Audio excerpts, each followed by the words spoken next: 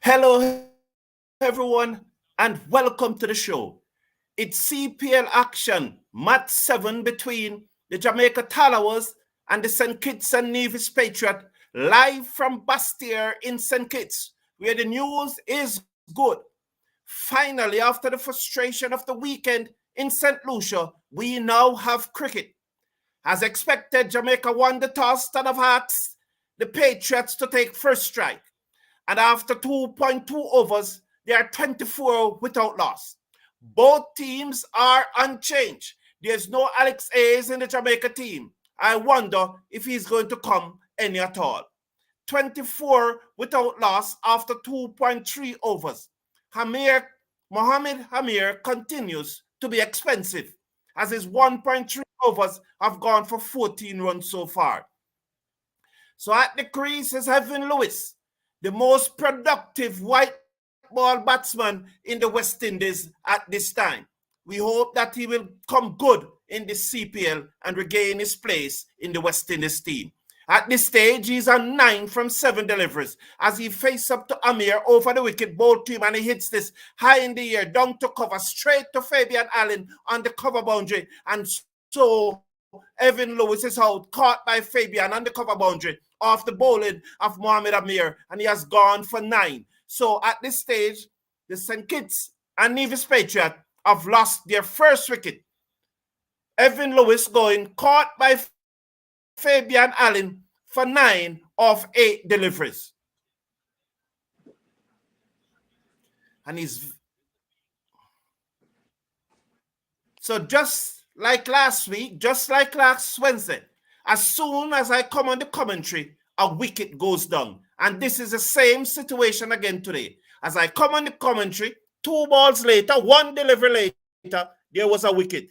And so this time, it worked in favor of the Jamaica Tallawahs. They picked up their first wicket. The main man, Elvin Lewis, gone for 9 from 8 deliveries. So Mohamed Amir finally got a wicket. Are you there with me, Andre? So just looking at the two teams, Brandon King, Kirk McKenzie, Shamar Brooks, Amir Jango, Raymond Reeve, Fabian Allen, Imad Wazim, Chris Green, Mohamed Amir, Nicholas Gordon, and Salman Ershad.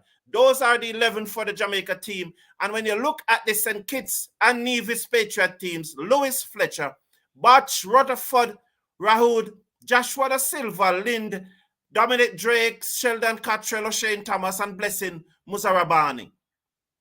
So the new batsman is Bosch from South Africa.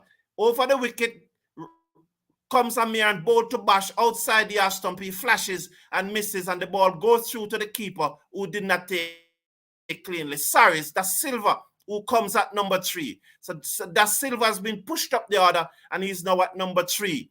So they're showing the dismissal again of Evan Lewis, flashing at that one outside the half stump, high over the infield, picked out the one field on the cover boundary. Fabian barely has to move, and so he's gone for 9. So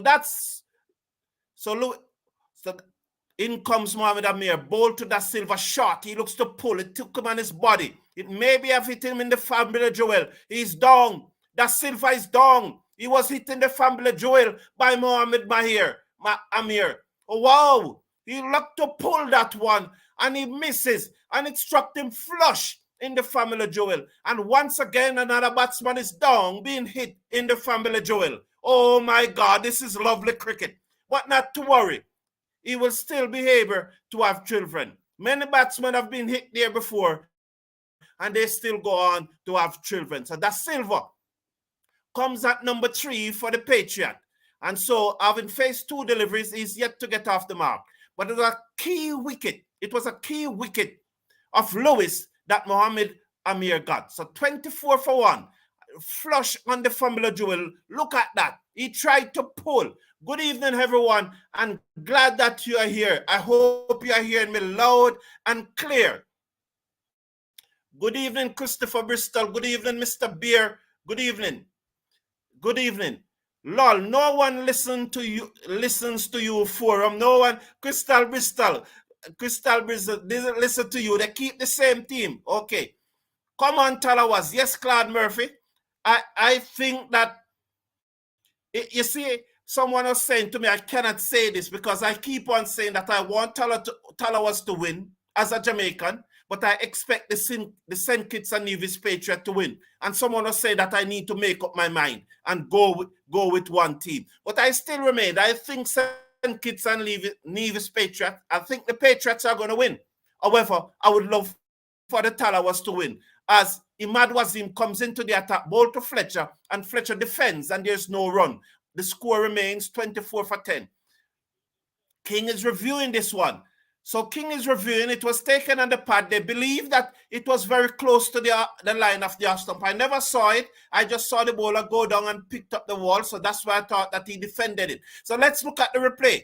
I'm going to look at the replay now. It's coming up. Let's see. It's not a no ball. 24 for 1. Will this be 24 for 2? Lewis gone. Yes, true. I am here.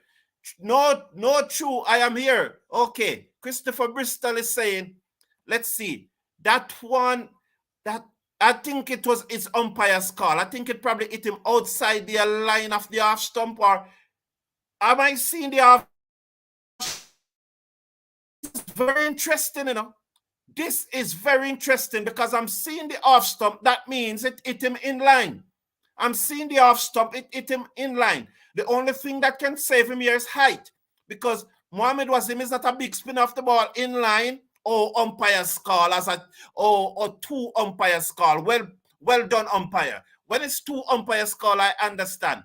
Two umpires call. Well done, young man. Well done. What's his name? Congratulations to the umpire. The score remains on 24 for 1 in over number 4, being bowled by Imad Wasim. No, King is very animated. He needs to just get on with the game. He needs to say, you just need to get on with the game. That what is King saying to the umpire? He needs to get on with the game. There's no need. That's a good decision from the umpire. I do not like that from King any at all. It's a good decision. Two umpires call. I am certain if Brandon King was batting and the umpire gives him out with two umpires call, he'll be very unhappy. So just appreciate it, that it was a good decision from the umpire. Imad Wasim into Fletcher. Fletcher down the pitch and hit this beautifully through the covers, down to the boundary for 4. That's a good shot. Just giving himself room and hitting that one inside out, down to the cover boundary for 4. That widest extra cover for 4. Good shot there by Fletcher. He moves up to 14 from 10 deliveries. The score is now on 28 for 1 in over number 4, being bowled by Imad Wasim. Around the wicket, ball to Fletcher. Fletcher defends back down the pitch to the bowler on the onside, and there is no run. The batsman out, Evan Lewis, gone for 9 of 8 deliveries, caught by Fabian Allen on the cover boundary off the bowling of Mohamed Amir. 28 for 1. As Imad Wasim round the wicket, ball to Fletcher outside the off stump. He cuts, find the gap between backward point and short third man. It's running very close to the boundary. It goes into the boundary now for 4 more. So Fletcher now moves up now to 18 from 12. That's a strike rate of 150. Easily work out. 32 for 1. And this pitch looks a very, very good batting pitch. It looks like it is coming onto the bat nicely. For that one, he never had a lot of room there, but he was able to just guide it. You could say tread the nigger, as he tread the nigger between short third man and backward point, and it runs into the boundary for 4. Wasim again, round the wicket, ball to Fletcher, down the pitch, he drives, beat long mid-off, down to the long off boundary for 4. The Spiceman is turning it on here now. He moves up to 22. The score moves up to 36, and we're still in over number 4. So they are going very close, over 9 runs per over at this stage. So this pitch looks a belter. Fletcher just using his feet and getting to the pitch of that one and driving it back past the bowler, beat mid-off and into the long off boundary for 4. Wasim again, round the wicket, ball to Fletcher. He just strokes it, this one into the offside. He just uses his wrist and ensure that it goes into the gap and they go through for a single. He moves up to 23, 37 for 1 after over number 4. Claude Murphy is saying, where is Aidan Walsh? Okay, thanks, Vern Jacobs. Thanks for the commentary, Cricket Forum. Thank you, Vern Jacobs. Is it just me or Evan Lewis look a lot slimmer, almost didn't recognize him. Well, I never had a close look because, as you realize, I just came on the commentary. But that is very good. Mr. Beer saying dead with laugh. Fletcher has to go next. Can't let him get second. He's really on fire. He's really strokes the ball all over the field. So Salman is going to be the new bowler. I like how the umpires using. You like how the umpire using. Okay, using the helmet. Okay, they have a camera in the helmet. So it must be very hot under there. I wouldn't want to be under there using the helmets. Thank you. So we watch Salman over the wicket, bowl to Fletcher, and Fletcher, that's a good delivery that leave. Fletcher is gone.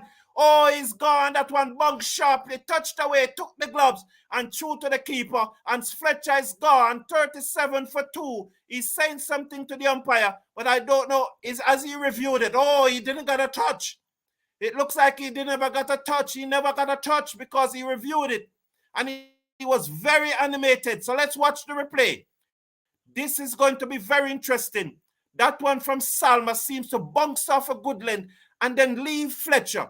There was a loud appeal from the Tallawahs and the finger went up, but Fletcher is very animated, saying that he never got a touch and he lets the umpire know it. He lets the umpire know it. So let's watch the replay because we know that batsmen, a number of times batsmen say they are not out when they are out, but he looks like he played that one very well to me. He dropped the wrist and allows it to go through. Or is he saying that when the ball touched my hand, my hand was off the bat? Is that what Fletcher is saying? That when the ball touched the gloves, it was off the bat. So let's watch and see. That one passing very close. Oh, yes, he's out. I told you. These batsmen behave like they are not out when they are out. It happens so many times in cricket. It happened. There's no well done umpire. Very good decision. How often have we seen it? How often have we seen this in cricket? Where the batsmen out leg before and they said that they don't out and they quarrel with the umpire. Thank God for the technology. Thank God for the technology. Fletcher, they're gone. So what was he complaining about? It clearly touched the gloves. It's not the bat he touched, or he doesn't have any feelings. Did Fletcher get an injection that deadened the feelings in his hands? Because that can be only rational reason why you would review something like that. He must have gotten an injection that deadened the feeling in his hand. Because it hit the gloves, so he must have felt it. If he's alive any at all, he must have felt that. But this is how batsmen stay. They don't like to walk. They're always blaming the umpire, even when they are dead out. Welcome to the show, Juna Davis. Nice to see you here. Good evening, Cricket Forum, and peace on the live, and peeps on the live chat. Good. Out. Yes, he's out. So the new batsman is Colin Batch. So Fletcher gone for 23, 37 for 2. We are in over number 5. Salman bowl to Batch edge. To the man at third man. Oh, Salman is at a hat trick. Batch gone first delivery. What I told you about Batch. I told you in the preview this morning that Batch is highly overrated. I told you in the preview this morning, didn't I? One ball. Same spot. Look at him. Look at that. Nothing shot. Lob to the field at backward point. And Batch is out. Salman is on a hot trick. I told you this morning that Batch was overrated and the Tallawahs are large and in charge. Like Andrew Mace would say in St. Kitts Batsteer. We just need to wrap up this one quickly now. With Lewis gone and Fletcher gone, Joshua De Silva is going to just poke around, probably make 30 from 40, 50 balls and use up some balls. But here comes Rutherford. Here comes Rutherford. Is it Rutherford that? Oh, it looks like Rahadu. Oh, that's the Rahadu, the Indian. So it's Rahadu, the Indian, that is coming to the crease. This is a man that have won many, many IPL. He's a very good batsman. So let's watch what he will do. 4.2 overs gone.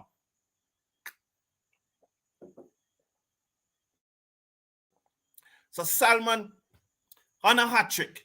He's on a hat trick. Let's see what will happen. Let's watch him closely.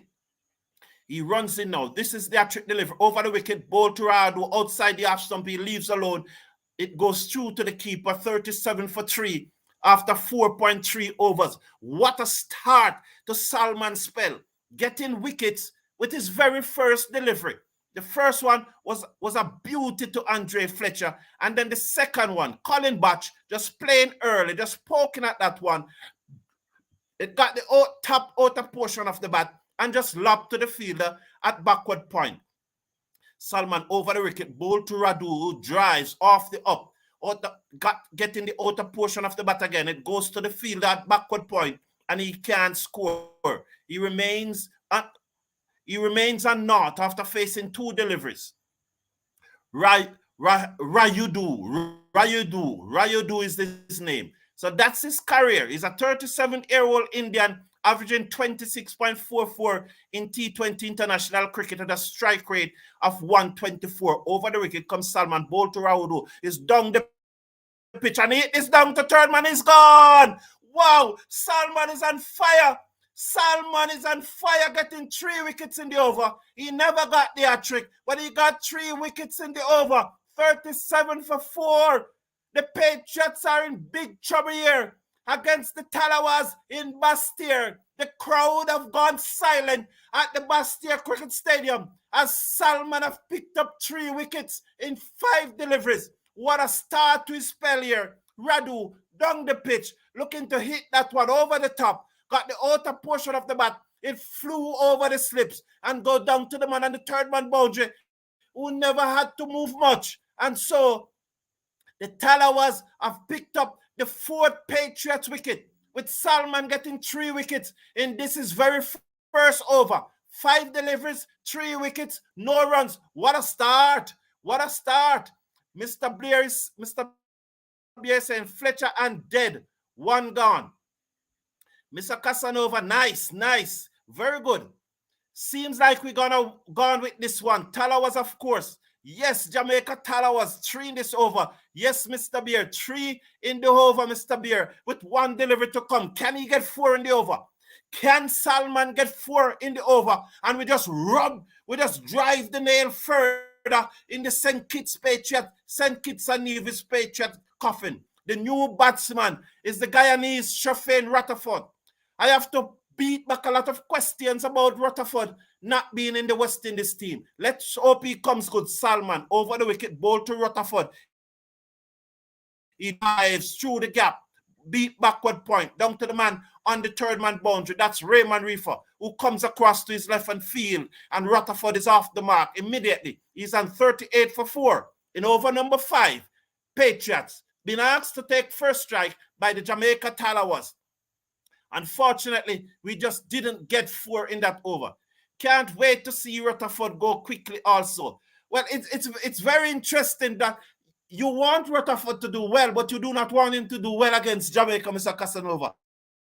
I'm sure about that. And nothing wrong with that. It's just in the spirit of the game. He can beat up the other 4 teams, but when it comes to Jamaica, you want him to out and goes in. Nothing wrong with that. That's just the spirit of the game. Please slash a like on the video. Just click on that thumbs up signal there. Just below the video, there's a thumbs up. There's a thumbs up icon. Just click on the thumbs up icon. And please remember, the subscribe button is in the bottom right-hand corner. If you have not yet subscribed to the channel, please subscribe to the channel. We want to get 10,000 by the end of the CPL. So let's work on getting 10,000 subscribers by the end of the CPL. And your contribution is important. Chris Green is going to bowl his second over. His first went for 4. He's round the wicket, ball to Rutherford. On his pad, he turns it down to short 5 leg. They go through for a quick single. The score moves up to 39 for 4. So the first one to go in the over, that was Fletcher. He got a good delivery. That's just touchdown and just leave him and bounce a little and got the gloves through to the keeper. Then Bosch playing a shot that only Bosch play, far from his body, pushing out way in front of him, and the ball just ballooned to the man at backward point. And then Rayudu coming down the pitch, trying to get to the length, and was out caught on the third man boundary. Green to that Silva, and that one turns into that Silva, and he plays it out to the man at short mid-wicket, and there is no run. So as expected, that Silva is still on 0 after facing 3 deliveries, 39 for 4. Chris Green over the wicket, ball to Da Silva on the back foot. He cuts, beat, sloppy feeling by the man at backward point, and this will run very close to the backward point boundary. Goes into the boundary now for 4. So sloppy feeling. So Da Silva is off the mark. That was short. He cuts the field at backward point. Let's look, watch who it is. He cuts. Oh, that was sloppy. It was cover point, not backward point, and it goes down to the boundary for 4. Green, ball to Da Silva, who strokes this, can't beat the man at short mid-wicket. That's Raymond Reefer. Good work there by Raymond Reefer, and there is no run. 43 for 4. 5.4 overs have been bowled so far. Green into bowl to Da Silva, is off the back foot, strokes it, does this to the man at cover point, and there is no run. 1 delivery remaining in over number 6. Da Silva is on 4 from 6 deliveries. As Green comes in over the wicket, bowl to Da Silva. Da Silva goes for a slug sweep, just going across his stump. That's a good shot from Da Silva. He just moves across his stump and hit it down forward of square, down to the boundary for 4. Good intent there shown by Da Silva. He moves up to 8 from 7. The score at the end of the power play, 47 for 4. The Patriots losing the toss and asked to take first strike by the Tallawahs. Oh, lots of ducks in the St. Kitts Cube. Yes, indeed. Lots of ducks. They're going to be laying some eggs later, don't it? Well, they will have a number of eggs for breakfast in the morning, because there's a number of ducks in this team. I want Evan Lewis and Rutherford to score tons of runs, just not against the Tallawahs. I agree with you, Mr. Casanova. No issue with that. Da Silva can soak up as many balls and not allow Rutherford to get a strike. Good, good, good. That was a good shot that he played, though. Good intent. He moves across his stump and swung it away down to backward a square leg for 4. So, going to move in now to Rutherford, who is on 2 from 2. Over the wicket, ball to Rutherford, and Rutherford drives, got the outer portion of the bat, and it runs all along the ground, down to third man, where Reefer field, and they go through for another single. So Rutherford is 3 from 3, 48 for 4, 6.1 overs gone. So Salman, 3 wickets for 2 runs off 1.1 over. What a start to his bowling innings. Oh, what a start. This is a good start here.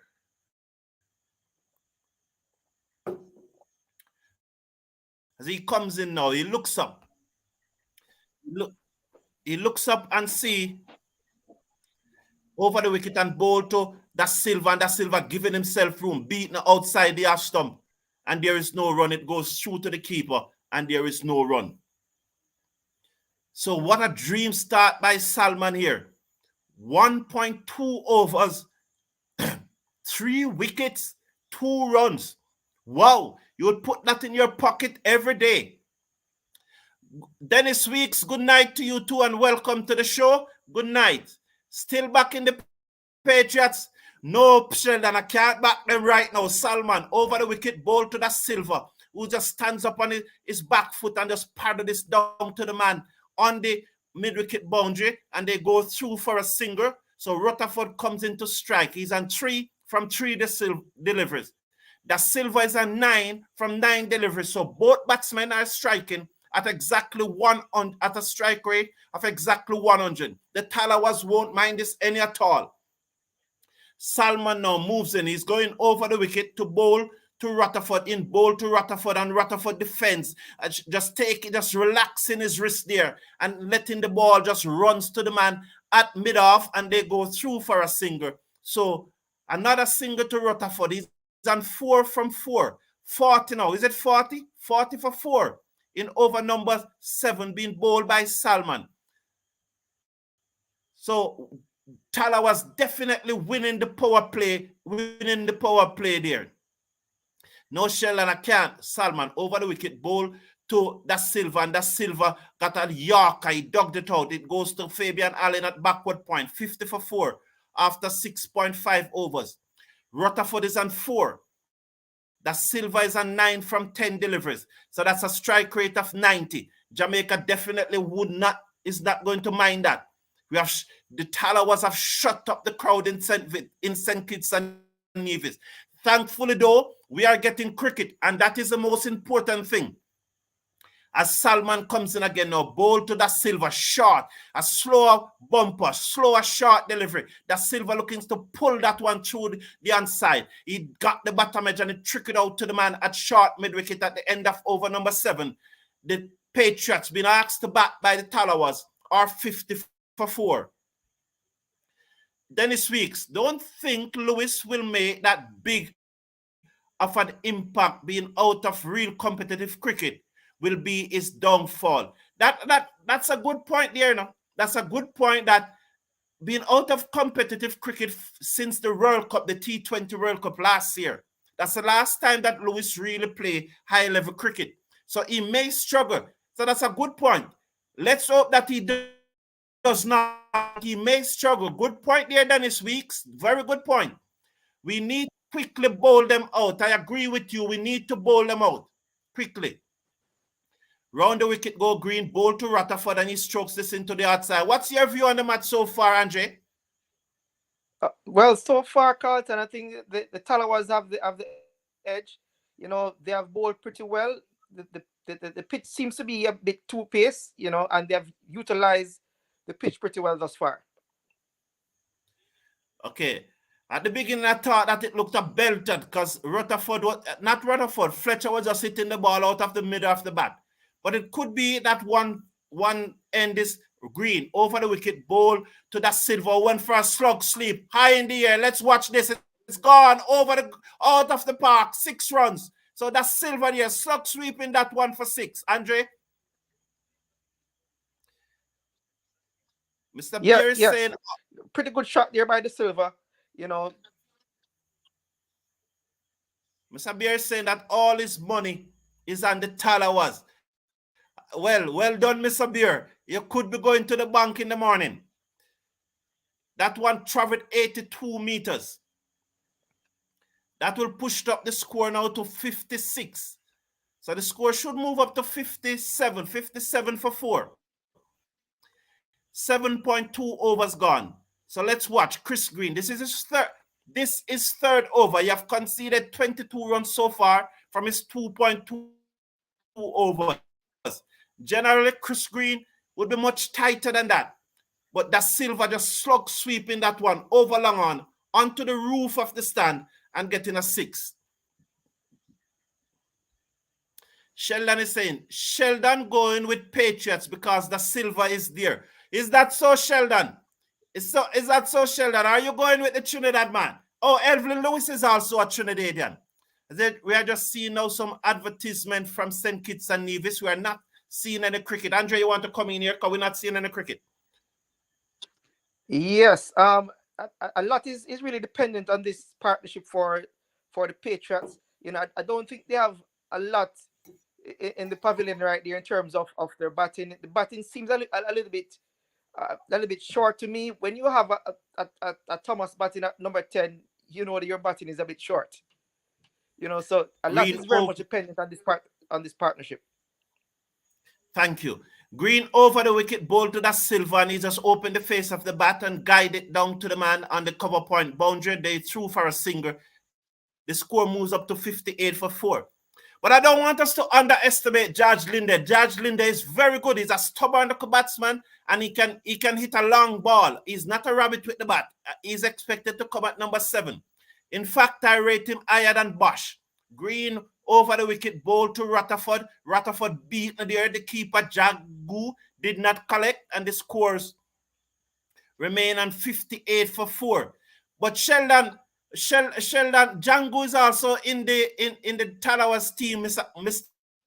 Casanova, and he's from Trinidad. Round the wicket, go Green, bowl to Rutherford, and Rutherford off the back foot. Beat the man at short mid-wicket. It runs towards the fielder on the long-on boundary. They are through for a single, 59 for 4. 1 to come in over number 8, being bowled by Chris Green. He has conceded 24 runs so far from his 2.5 overs. So this is a good finish here to the over by Green. He needs to close out this over now. Over the wicket, bowl to that Silva off the back foot. He just strokes it to the man at short extra cover. At the end of the 8th over, the score 59 for 4. Welcome to the show, Byron Brandon. Green should not play in this match. Andre,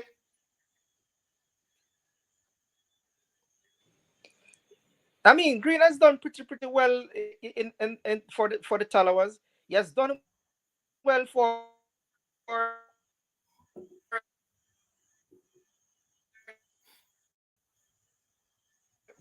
So so 59 for 4. for Please slash a like on the video, and remember, click on that thumbs up icon just below the video there, and give the video a like. So there's a thumbs up icon just below the video. Just click on that button. You just have to click once and give the video a like. Amazon and the So they're just showing the wicket there. also. You know, it's a very good, it's a very good T20. So they're showing. So after 8 overs,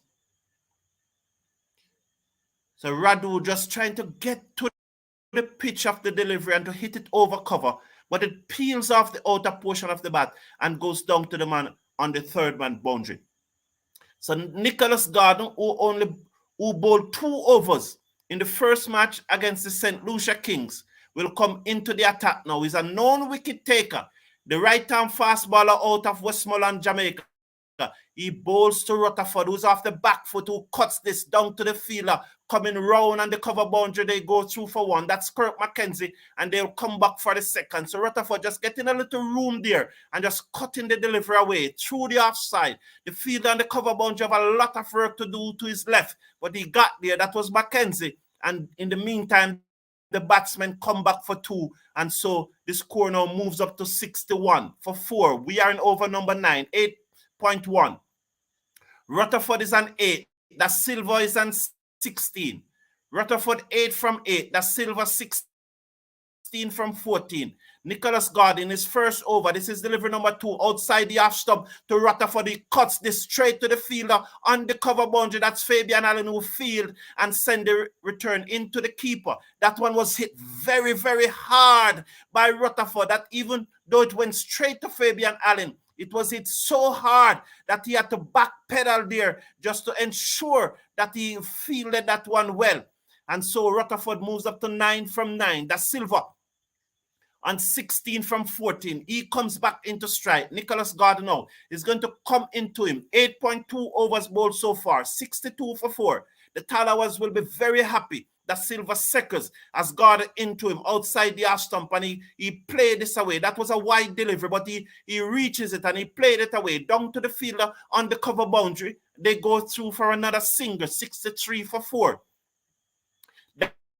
That Silva moves up to 17 from 15 deliveries. Rutherford is on 9 from 9. He's back on strike as Nicholas Gordon walks back to the top of his mark, 63 for 4. The Tallawahs winning the toss and asking the Patriots to take first strike. And we cannot hear the spectators at Bastier in St. Kitts and Nevis. Salman have silenced them as we watch Gordon over the wicket, bowl to Rutherford. And Rutherford comes onto the front foot this time and strokes it down to the man coming off the cover boundary, who sends the return into the keeper. And Rutherford moves up to 10 from 10. That Silva is on 17 from 15. He comes into strike. 8.4 overs been bowled so far. Nicholas Gordon have conceded 5 runs from his 4 deliveries. This is his first over. They are fretting in the stands at Bastier. That Silva is on strike. The West Indies test wicket keeper is Seckers as he watched the Jamaican fast bowler out of Westmoreland in Jamaica comes in and bowl to that Silva, and that Silva hit this one in the air, back past the bowler, down towards long on. They go through for a single. That's all they will get. 65 for 4 at the end of over number 9. So Nicholas Gordon have completed his first over and have conceded, well, 1 delivery to come. I thought that was the end of the over. So 1 delivery to come. Sorry about that. 1 delivery to come. 65 for 4. 6 runs from 5 deliveries from Nicholas Gordon thus far.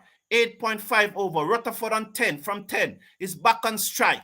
That Silva 18 from 16 is with him. Over the wicket comes Gordon, bowl to Rutherford, and Rutherford drives. He mistimed the drive down to green at mid-off, and there is no run. Now is the end of over number 9. 65 for 4. Gordon conceding 6 runs from his first over. Rutherford on 10 from 11. With him on 17 from 15 is Joshua da Silva. Juna Davis is saying, Cricket Forum, will you be at Naranda Sport Complex on Sunday? Yes, I want to be there, Juna Davis. I want to be there, but that's a match that I cannot carry live because I think there are some broadcast rights with it. So it will be shown. I think TVJ will be showing the match, but I plan to be at Naranda on Sunday. I'm also planning to go to the semifinals. You remember on Monday I streamed the quarterfinals of the JCA under 15 cricket competition. So one semifinals is tomorrow and one is Friday. I hope to stream both of them. Imad Wasim round the wicket, ball to Da Silva, cuts and misses, and it goes through to the keeper, and there is no run. 65 for 4 in over number 9.1.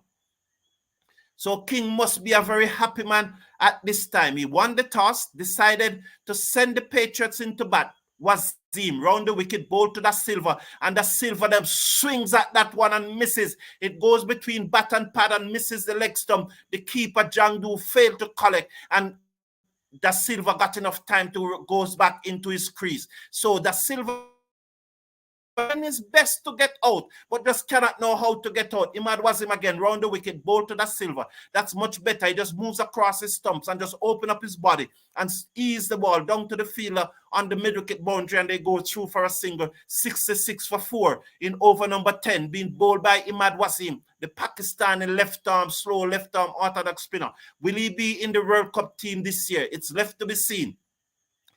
66 for 4. Rutherford is back on strike. 10, he has so far scored 10 from 11 deliveries. The left-handed Guyanese. Imad Wasim decide to go over the wicket, ball to Rutherford, who looks to swing this over the onside, taken on the pad, and there's no run. Jango run from behind the stump and field and send the delivery back to the bowler. The Tallawahs really applying pressure here with this bowling attack. I think that it is probably the best bowling attack in the competition. Over the wicket come Imad Wasim, bowl to Rutherford, and Rutherford swings this high in the air. It's out of here. It's dropped on the grass bank. 6 runs by Rutherford. So that one was just a little short. And Rutherford pounced, and he pounced on it well, and he hit it high in the air, over backward square leg into the grass bank for 6. So that's a lovely shot by Rutherford.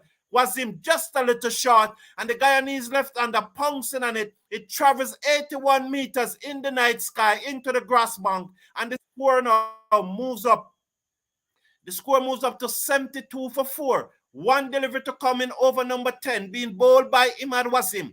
Rutherford moves up to 16. There's some disturbance. He was just about to take strike, but something he just pulled out of his stance as Imad Wasim now comes now over the wicket. Bowl to Rutherford, who backs away and tried to hit this over the offside. Misses, taken by the keeper, who took the bails off, but it appears that Rutherford was grounded at the end of over number 10.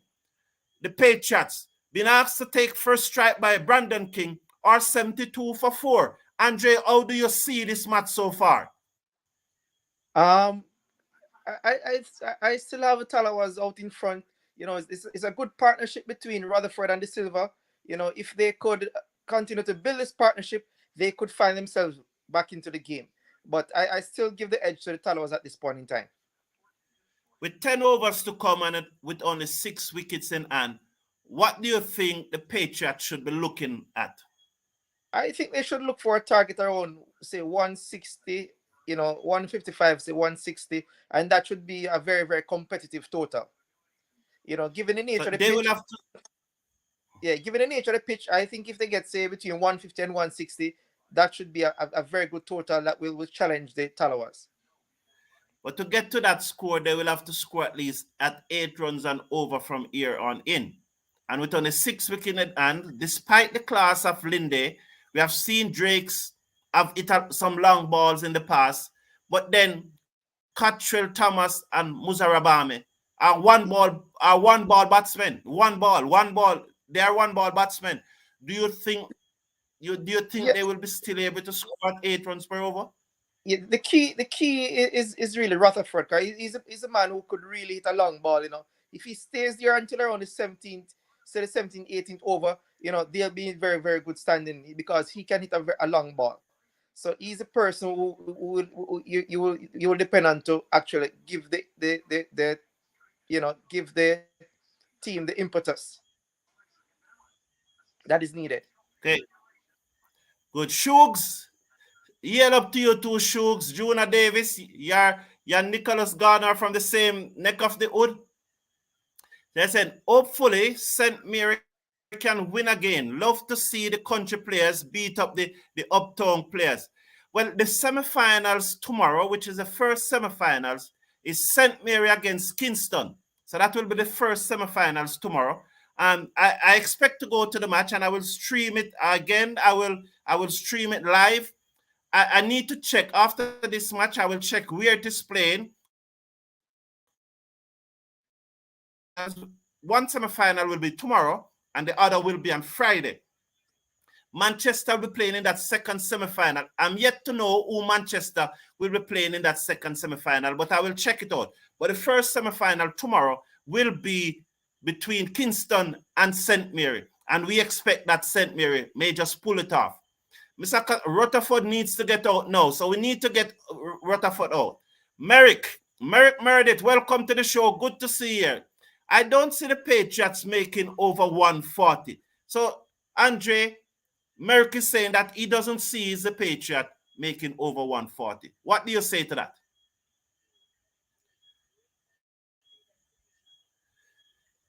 Mr. Casanova, one, Elvin Lewis is in TNT. Evan Lewis is in TNT. I can't tell the last time that I have an internet trouble. And now it is going in and out. Not tonight. You are not going to do this tonight. Coming up, I have an interview scheduled just at the break of innings with a player from that Kingston under 15 team. He will be joining us at the break of the innings. Andre, Gordon over the wicket, ball to Da Silva, who's off the back foot, and he strokes it down to the man on the cover boundary. So you still think they can get another 18 to 10 overs remaining, Andre? 73 for 4. Nicholas Gordon is now going to bowl to Shafane Rutherford, and Rutherford is showing serious intent whenever he's facing up to Gordon. He looks like he doesn't quite rate Gordon and sees Gordon as the weak link in this bowling attack, and he's going to go at him. But Gordon have conceded just 7 runs so far from the 7 deliveries that he have bowled. He's making his way now to bowl to Rutherford. Over the wicket, bowl to Rutherford, and Rutherford is high in the air, out towards cover to Fabian Allen, and he's out. In similar manner, like Evan Lewis, he tries to take on Gordon. I told you, he didn't really rate Gordon that much. He sees Gordon as the man, as a weak link in the bowling, and he trying to rush Gordon, and he hit that one straight to Fabian Allen on the cover boundary, taking his second catch in exactly that position. So Nicholas Gordon have got the wicket of Shafane Rutherford, and Jamaica Tallawahs have picked up their 5th wickets. Rutherford going, caught on the cover boundary of the bowling of Nicholas Gordon, and the Patriots big trouble. Brian Tracy, welcome to the show. Question, is Andre Russell featuring in this year's CPL? Yes, Brian Tracy is a member of the Trinbago Knight Riders team. So yes, he is, just like last year, he will be representing the... Thank you, Sheldon. Sheldon is on top of that. Thank you very much, Sheldon. 73 for 5, 10.2 overs have been bowled. Linde, the South African, is now at the crease. He's a good-looking batsman. Do not underestimate him. I think that he should have batted ahead of Bosch. I probably is saying that for probably the 10th time. I've said it in my preview this morning, and I'm saying it again. So just please, just click on that thumbs up icon below the video. Just click on it and give the video a like. 73 for 5. Nicholas Gordon out to bowl to Linden.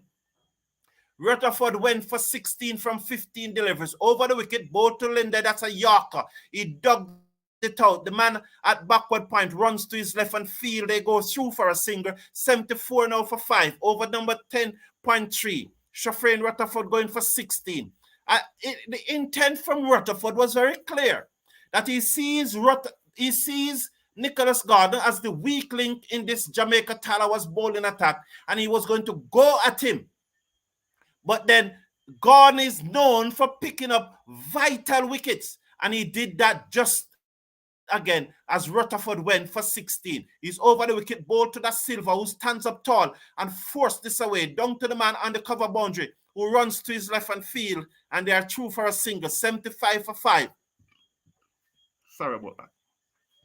2 to coming over number 11, being bowled by Nicholas Gardner. He got the vital wicket of Sherfain Rutherford. I'm not seeing Christopher Bristol in the chat. Oh, Christopher Bristol, where is he? I'm not seeing him at all. I'm not seeing him over the wicket, wide outside the off-stump, uppercut there by Lindy. I told you he's dangerous. Down to third man for 4. So that was outside the off-stump by Gardner, and Lindell just uppercut it into the gap, down to the third man boundary for 4. So that was a good shot. He just hit it in the air, deliberately so, into the gap, down to the cover bound, down to the third man boundary for 4. He moves up to 5 from 2 deliveries. 79 for 5. 1 to come in over number 11. Da Silva is on 21 from 21. He's at the crease with Linde. So let's watch as Nicholas Gardner 1 for 13 so far from his 1.5 over, runs it down to the fielder on the third man boundary after 11 over, 80 for 5. Andre, are you there? 80 for 5. Come in, Andre. If you are there, you can come in. Yes. Are you hearing yes, me? Right. Yeah, man. Go ahead. Right. So that wicket, the wicket of Rutherford would have set back the Patriots somewhat. So I think they're in deep trouble right now. And because Rutherford is a man who they would have, they would have depended on Rutherford to give them a good total. Okay. So that wicket would have set them back somewhat. Okay, I do not expect them now to get more than say 120, 125. With especially with Rutherford gone. Linde would have to play a blinder here as my screen is buffering. At this, it always tend to buffer at this time. I do not know why. It just tend to buffer. Why is this screen buffering? So, Mr. Casanova, so that one, let's see what happened. That one was from 80 for 5. 11.1 over that delivery ball by Imad Wazim. This is his third over. He's bowling to Linde, who is on 6 from 4 deliveries. He's coming over the wicket to Linde. In he comes, over the wicket, ball to Linde, who turns this into the onside in the region, going out towards the square leg umpire. The keeper gave chase from behind the stump. They go through for 1 and they will come back for the second. Acreage of space out there. He moves up now to 8. 82 for 5. 11.2 overs have been bowled so far. Oh, here is Christopher Bristol. Oh, he comes out of the woodwork. Oh, Christopher Bristol, welcome.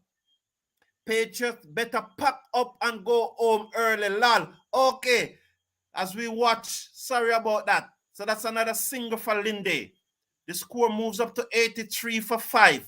Linde now moves up to 9. With him is Da Silva, who's on 21 from 21. He has been starved of the strike. So finally, Da Silva is back on strike after being starved of the strike for a little while. As we watch, Da Silva seconds round the wicket go Mohamed Wazim. Da Silva looking to turn that one into the onside, misses, taken on the pad, and there is no run. This is what we expect from Da Silva, just to eat up some deliveries. We do not expect Da Silva to score more than at a runner ball. So he seconds as Imad Wazim round the wicket, the Pakistani up and ball to Da Silva, short, outside the off-stump. He cuts, but cannot beat the man at backward point. They go through for a quick single nonetheless. He moves up to 22. The third over being bowled by Imad Wazim. So far, 24 from his 2.5 overs. 1 to come in over number 12. Patriots been asked to bat by Brandon King are 84 for 5. In over 1 delivery to come in over number 12. Linde, the South African, is on strike. 9 from 6. Over the wicket go Imad Wazim. And Linde just stroked this one back down the pitch on the onside. And if the bowler fielding is followed through at the end of over number 12. 84 for 5. Andre? Mr. Casanova is saying, gotta get this batsman out too.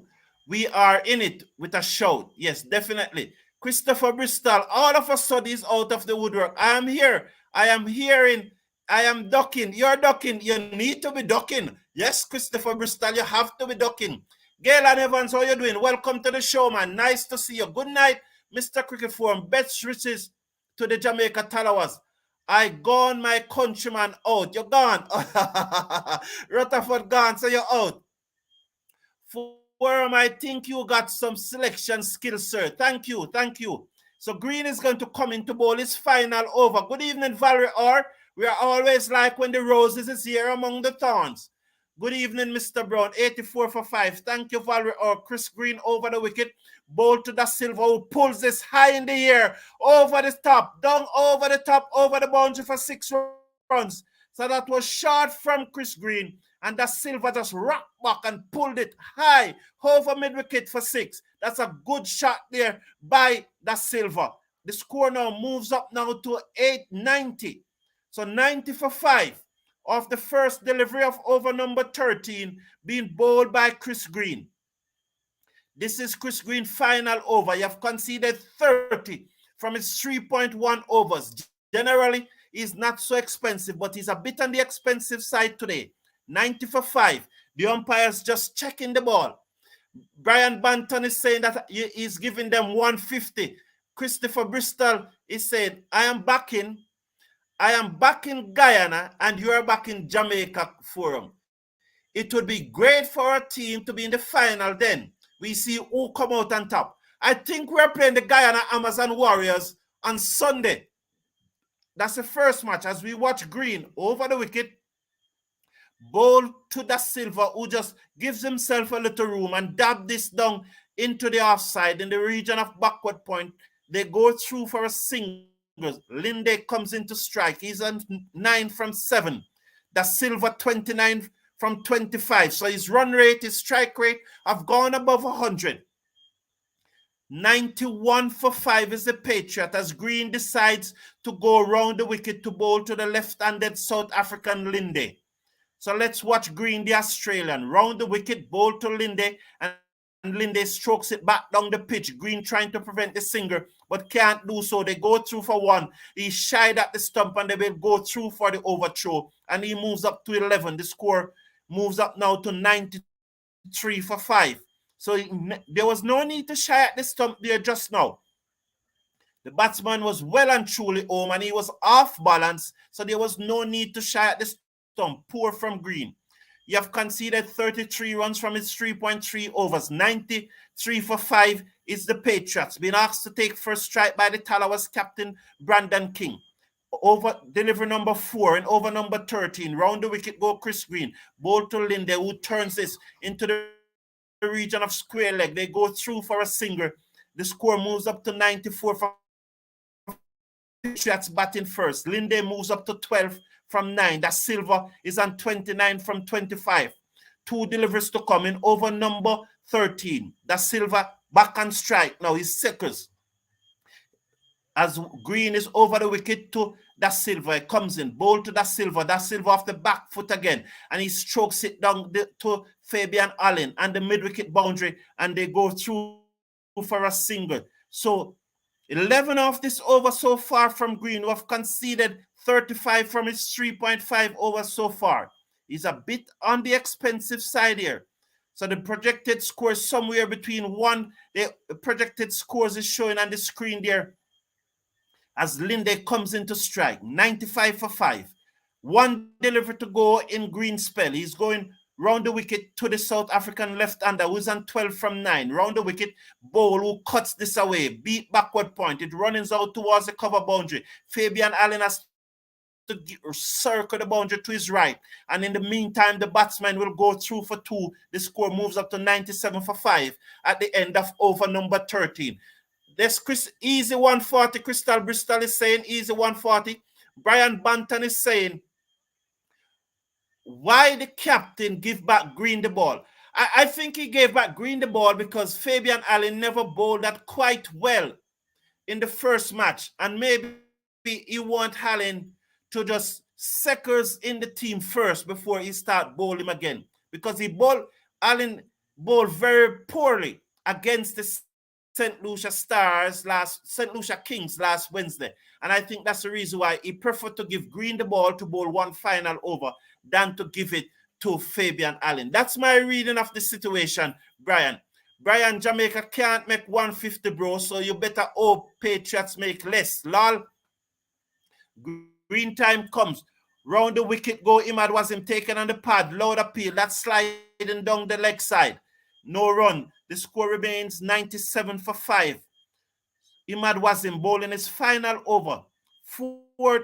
This is the 14th over. The first delivery of the 14th over. That one was definitely sliding down the leg side.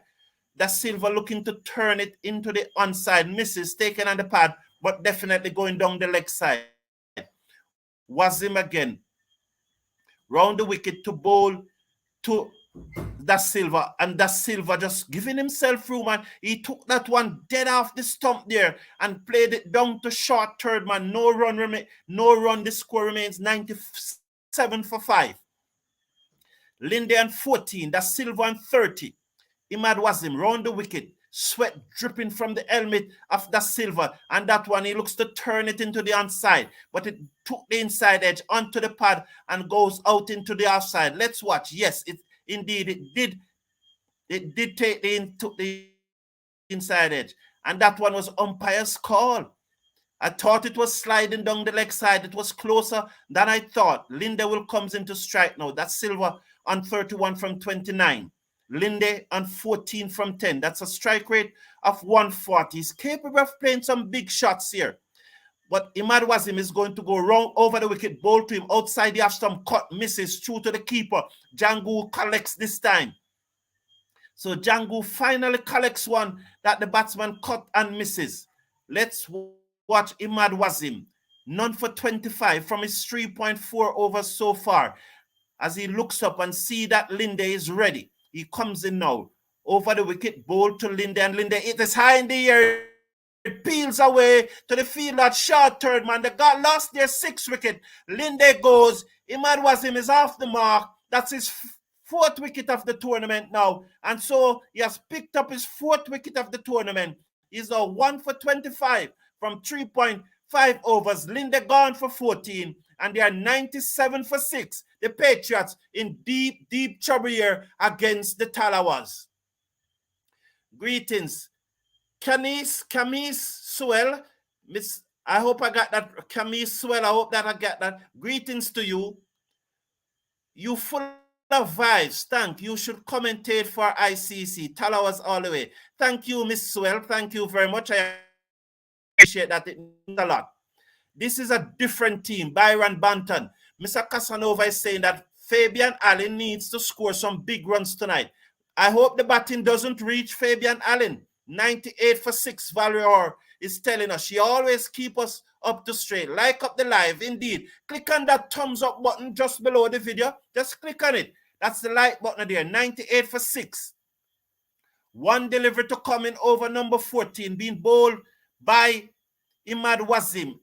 The left-handed Drakes comes to the crease. So Wasim is going to go over the wicket to bowl to Drakes. Drakes, who have an average of 21.86 with a strike rate of 157. That's very, very good. Very good. A 21 average and a 57 strike rate. That is world class. Over the wicket, bowl to Drakes, and Drakes onto the front foot, strokes it down to backward point. Just open the face of the bat. Salman field, and there is no run. So after 14 overs, we are the Patriots, not we, the Patriots are 98 for 6. 98 for 6 after 14 overs. We gotta get the Silva wicket next and bowl them out now. Yes, we want to bowl them out. I wish we'll bowl them out for probably 100 or 105 or even 98. If we could get 4 wickets with the score 98, that will be lovely. In an under 15 match on Monday between Kingston and Melbourne, Kingston were 58 for 4, chasing 60 to win. And they lost 4 wickets with the score on 58. So from 58 for 4, they were 58 for 8. Eventually, they won by 2 wickets. So Salman Ershad is going to bowl his third over. He have gotten 3 wickets in his first over. So can he do one better and get 4 wickets in this over? As the Silva faces up to Ershad, that's a no ball. That looks like a no ball to me, above the waist, a fast delivery above the waist. And he swung it down to backward of square leg. The field on the boundary field, they go through for a single. That Silva is very animated. There comes the signal now. It's just a matter that Salman missed the Yorker. He was going for the Yorker. He missed it. It was a above waist-side full toss. That Silva swung it away down to the fielder on the backward square leg boundary. He should have done better with that. The bowler apologized right away, not like what we saw on Monday when the young man bowled a beam at the local batsman. He didn't apologize. He just walked away in a puff. Did you see it? It's on the home page. Community section, you can see he bowled a beamer to the batsman and just walked away in a puff. He never apologized. 100 for 6. It's a free hit. He comes over the wicket, ball to Drakes, a short delivery, a slower delivery, a short, slow bumper. Drake swings and misses. Wide signal by the umpire. It will still be a free hit. 101 for 6. So Salman, after getting 2 wickets in his first over, with his first 2 deliveries of his first over, now his first 2 deliveries of his first over, one was a no ball and one was a wide. The complete reverse as he comes in over the wicket, free it, ball to Drakes, with this high in the air, over mid wickets. Let's see what happened. Out of here, onto the 10th, 6 runs by Drakes, 107 for 6. So he just swung through the line of that one and hit it high into the night sky, over the deep mid-wicket boundary, onto the 10th, the makeshift 10th for 6 runs. And the score moves up to 107 for 6 in over number 15. One delivery have been bowled so far and have conceded 8 runs off the one delivery so far. Salman, 3 for 13 from 2.1 overs. And it's very important that he nailed the Yorkers here. 107 for 6. As he comes in now, he begins to move in. He passes the umpire just about now. Ball to Drakes, and Drakes onto the front foot, and he strokes it down to extra cover. Green runs across from the left hand field, and there is no run. The score remains 1-7 for 6.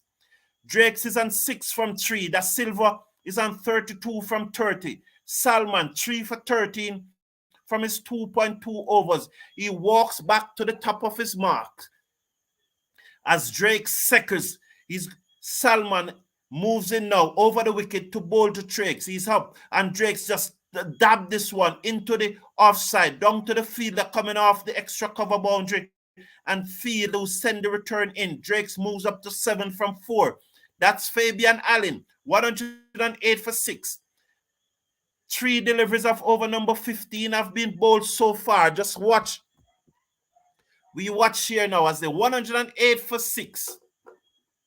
Drakes is on 7 from 4.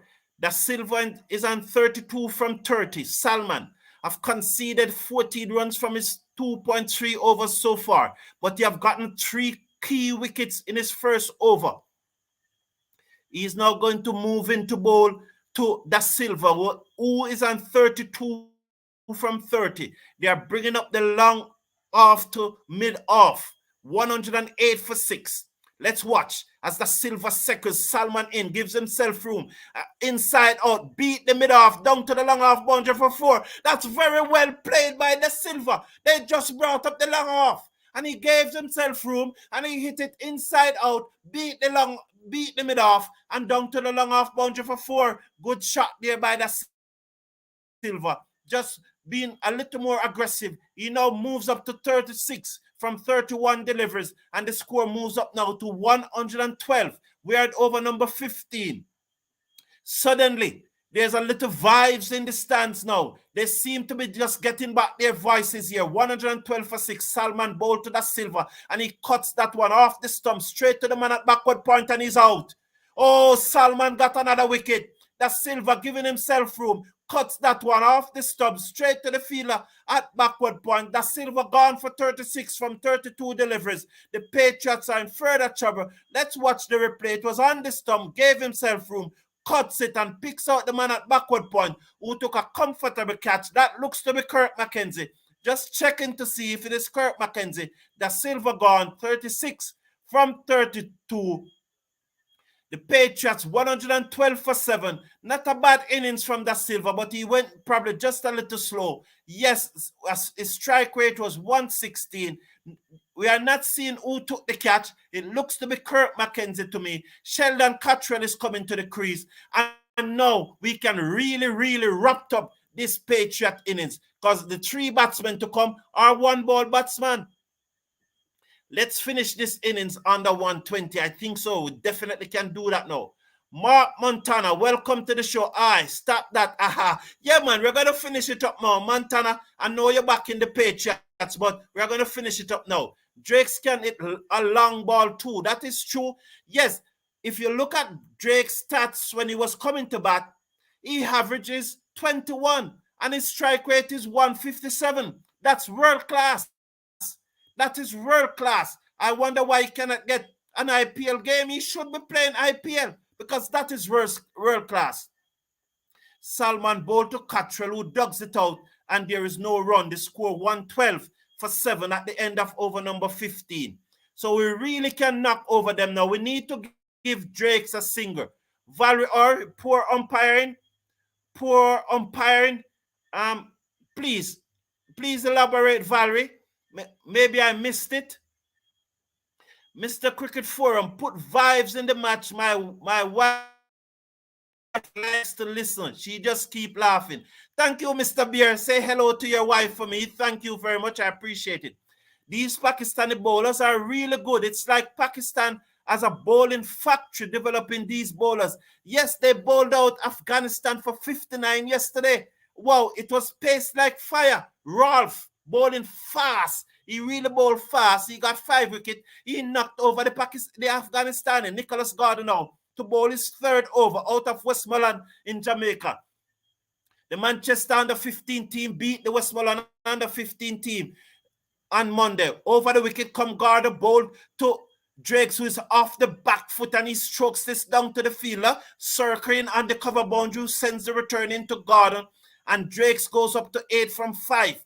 The Tallawahs would not mind that at all to get Cottrell and strike. So can Gordon now just bounce out Cottrell? He needs to bowl a short one, rising on the Cottrell throat, something like that. Test out the badge. Let him smell the leather. 113 for 7. Cottrell to face up to Gordon. I want this to be a short delivery in bowl. Oh, short, and he dabs it away down to 3rd man. Lovely shot by Cottrell. It was short, but it never came out right. And Cottrell saw it, and he just dabbed it away down to 3rd man for 4. Oh, what a shot by Cottrell. Look at that. It was a short delivery, but it never came out right. He was looking for that short ball that I told you, but it never came out right. And Cottrell just said, thank you very much. And he just dabbed it down to 3rd man for 4. Gordon will be looking to get back. Cottrell is on 4. 117 for 7. We are in over number 16. Bowl shot outside the half stump. Same shot, but this time it comes more out of the middle of the bat, and it runs down to Reefer on the 3rd man boundary. 118 for 7. We are in over number 16. 15.3 overs have been bowled so far. Yes, 15.3 overs. 4 to come after this one. Can the Patriots survive 4 overs? Let's watch Gordon now. He comes in now to bowl to Drakes. Up and bowl to Drakes. And Drakes slash this in the air. Down to the cover boundary for 4. Lovely shot by Drakes. It was short outside the half stump, begging to be it. It was a slower delivery, just 116 kilometers per hour. And Drake said, thank you very much. And he hit it up and over cover, down to the cover boundary for 4. Fabian Allen, the sweep on the boundary, never stood a chance. and it went into the boundary. 122 for 7. Coming over number 16. Being bowled by Gordon. He's going to bowl to Drake, who is on 12 from 6. That's a strike rate of 200. Short again, outside the off stump. He forces it down to the man, coming across from his fielding position at the edge of the circle at mid-off, and they go through for a single. He moves up now. Drake's now moves up to 17 from 9. The score moves up to 23 from 7. 1 to coming over number 16. Being bowled by Nicholas Gordon, 13 from 7. Cottrell is on 5 from 3. Gordon just needs to knock over Cottrell here. Cottrell shouldn't make any more. He's in. Bowl to Cottrell, and Cottrell pull this high in the air. Let's watch this one. It goes over deep mid-wicket for 6. Oh, Cottrell is playing that look of blinder here. Cottrell is playing an unexpected innings here. Oh, Nicholas Gordon is being taken to the cleaners by Cottrell. Oh, what a shot. That was a shot. And he was on the back foot. And he swung it over deep mid-wicket for 6. Oh, what a shot. 129 for 7 at the end of over number 16. Christopher Bristol is saying 145 easy. Lol, you're promoting violence bowling, sir. No, I'm not promoting violence bowling, but I just want the pace bowler to test out the other pace bowler. Please click on that thumbs up icon just below the video and click on the subscribe button in the bottom right hand corner, please. Oh, that was pull high over deep mid-wicket. He must enjoy that. I can tell you, God will be hearing about this for a very, very long time. He will be hearing from his Jamaican teammate, his Jamaican countryman. Sorry about that. So a freebie, not a freebie. Amir's back into the attack. Over the wicket, bowl to Drakes, who turns this, looking to turn it into the onside. Seem to comes off the pad. Let's watch the signal from the umpire. Yeah, yes, it's leg by. The score moves up to 130 for 7. Drakes is on 13. Cottrell is on 11 from 4. So much better bowling from Amir tonight. His 2.1 overs have just conceded 14 runs so far, and he got the wicket of the dangerous Evan Lewis in his second over. The Patriots 130 for 7. Christopher Bristol prediction might just come true. But Amir can get 3 wickets in this over. Cottrell faces. He's on 11. Bowls to Cottrell, and Cottrell play with a straight bat down the outside of the pitch to the bowler who fielding his follow through run. That was a lovely shot from Cottrell. He pulls it high over mid-wicket, and I'm telling you, Nicholas Gordon is going to hear about it for a long time. They got way too many runs here for my liking. Not good at all. We are going to win this match. We are going to win this match. Yes, this was a shot. It was a shot. Let's watch Cottrell. He's on 11 from 5 deliveries. As Mohamed Maria comes over the wicket down the leg side, wide signal by the umpire. This score moves up to 31 for 7 over number 16. Come on, Amir. Come on, Jamaica needs to do better than this.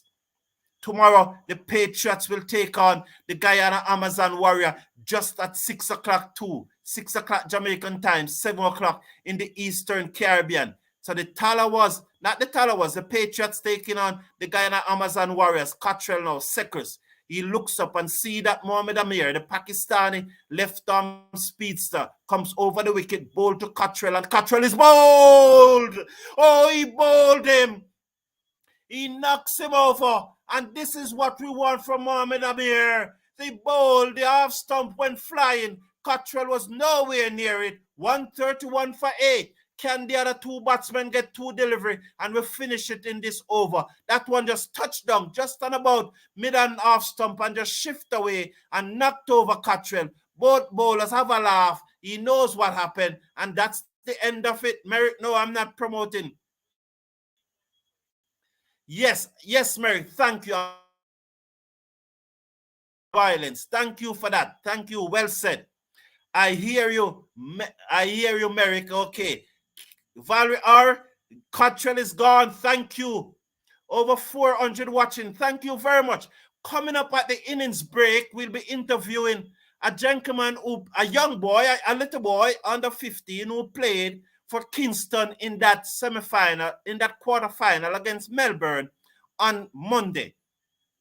So he will be telling us exactly what happened in that quarterfinal there when they were 58 for 4 and end up being 58 for 8. He comes in now over the wicket, ball to the new batsman that's looked to be, who's this new batsman there? That is, who's the new batsman? That's not Muzarabani. Who is the new batsman there? Oh, Thomas. Oh, O'Shane Thomas. So why O'Shane Thomas is allowed to face one delivery? He should have been bowled by the first delivery. How comes O'Shane Thomas is facing more than one delivery? This is, it's Muzarabani. Sorry about that. I got it all mixed up.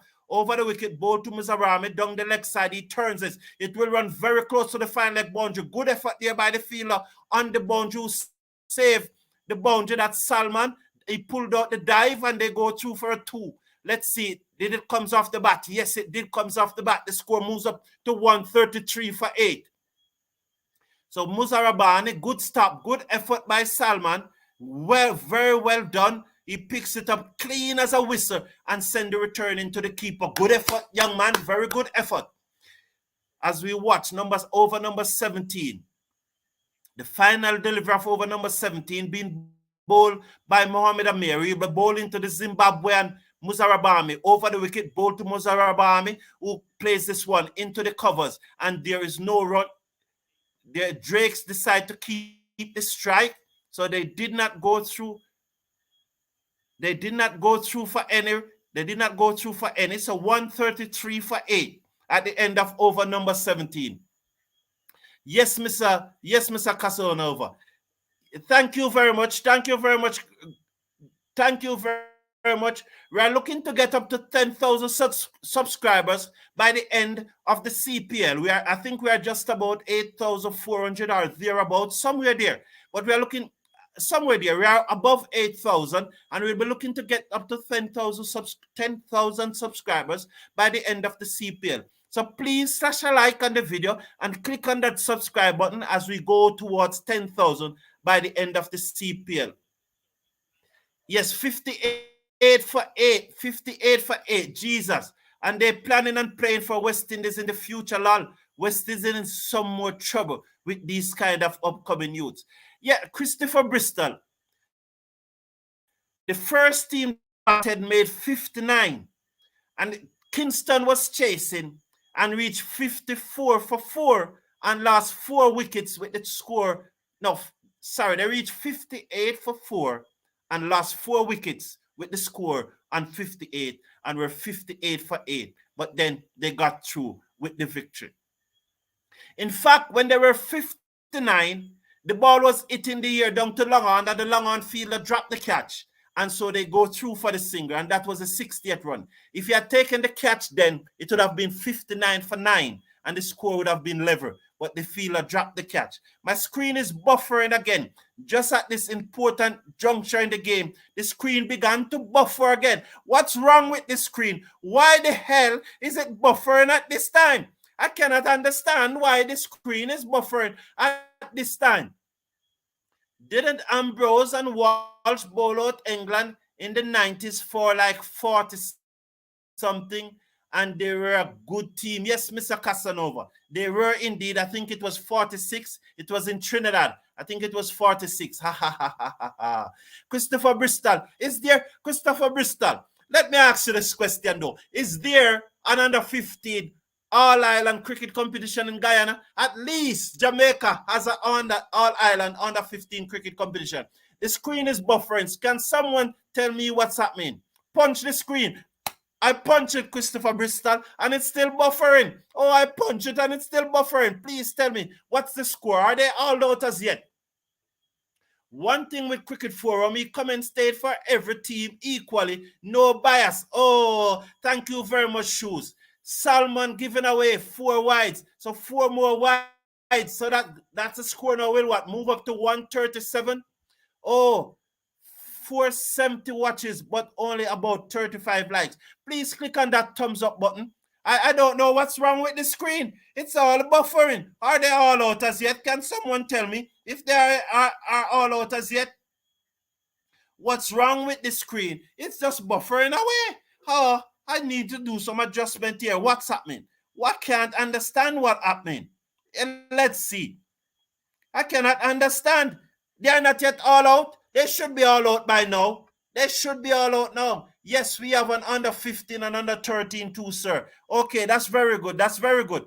Good to see. Good to see that. Good to see. I am happy. I'm happy that cricket is playing in the region as we prepare the future youths.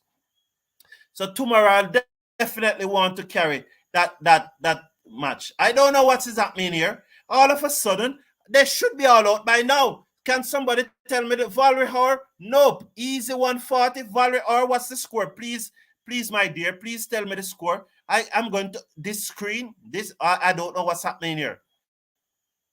Oh, it's buffering away. It's just buffering. It's not loading. Oh my God. Please slash a like on the video and click on that subscribe button. 143 for 8. So the score, Felix Baxter Vendetta, baby. Good, good. Nice to see you, Felix.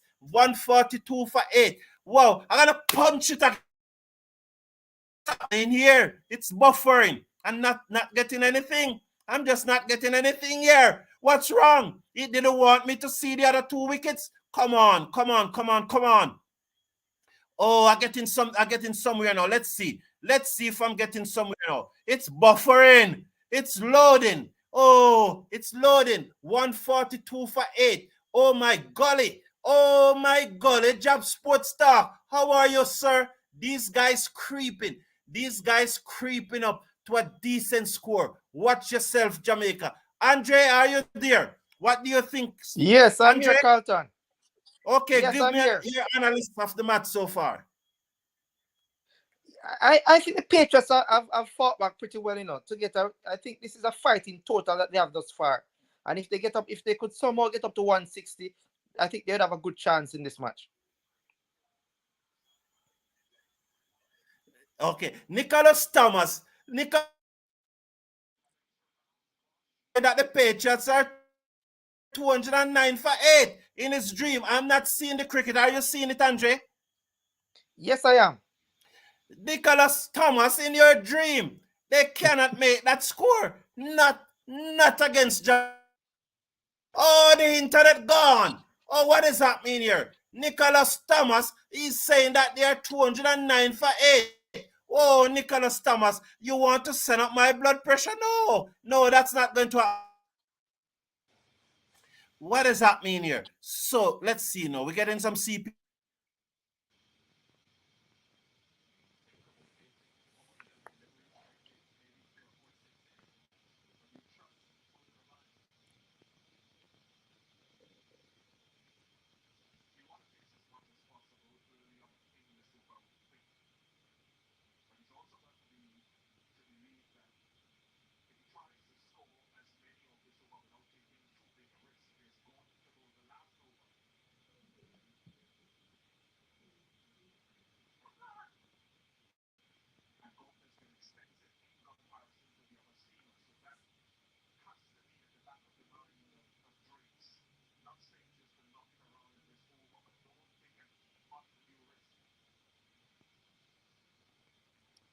So the score remains at 143 for 8 after 18.2 overs. Amir into his fourth and final over. He has a figure of 2 for 15. So Amir comes in over the wicket, ball to Drakes, and Drakes is driving that one beautifully through the backward square for 4. Backward point for 4. That's a very, very good shot by Drakes. And the score moves on to 147 for 8 after 18.3 overs. So it's a pretty good shot by Vasper Drakes. Sorry, by Dominic. And this as the score approaches 150, here comes Amir in bowl over the wicket to Drakes, and Drakes is driving that one down to long off. We will get a single, and it turns the strike over to Muzarabani, and the score moves on to 148 for 8.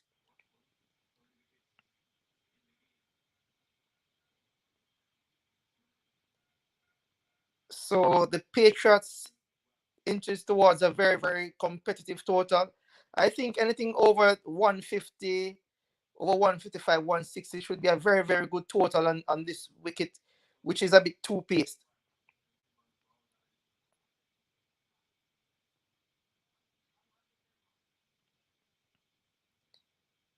Here is Amir. He's coming in over the wicket, bowls to Muzarbarani. He's hitting that one over the mid wicket fence. Will he be caught? Yes, he is taken on a deep mid wicket boundary by Green. So Muzarbarani goes for one, and this total is now 148 for 9 after 18.5 overs.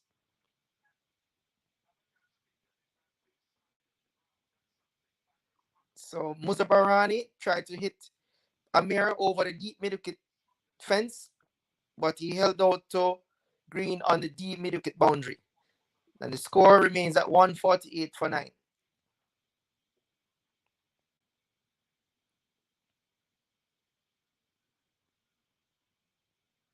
And here comes the last man in, which is O'Shane Thomas. He will have a solitary delivery to face in the 19th over. You know, I'm sure Drakes is just hoping now that he survives and so he could face the final over. So Thomas takes his guard. He'll be facing up to Mohamed Amir, the old Fox Amir, you know, who always seemed to the very, very good T20 bowler. So Amir comes in. He's on his way. Bowl to Thomas, who is just outside the off stump, but barely survives. You know, but Drakes will have the final over and to see if he could get that score up to around 160 runs.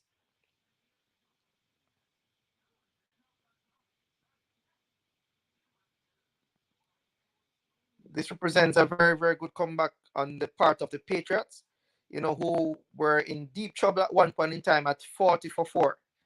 So, you know, they fought their way back into this match, you know, so they'll be hoping that they could get a score in the region of 160, say 165. And that should be a very, very challenging one for the Jamaica Tallawahs on this particular wicket.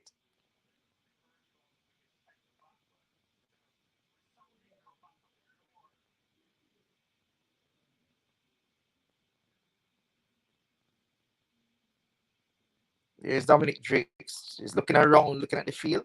And Nicholas Gordon will be the man entrusted with the final over. Here's Gordon now. He's coming in over the wicket, bowls to Drakes, and Drake is swinging that one. He misses, and he just ricochets off his body, and there is no run.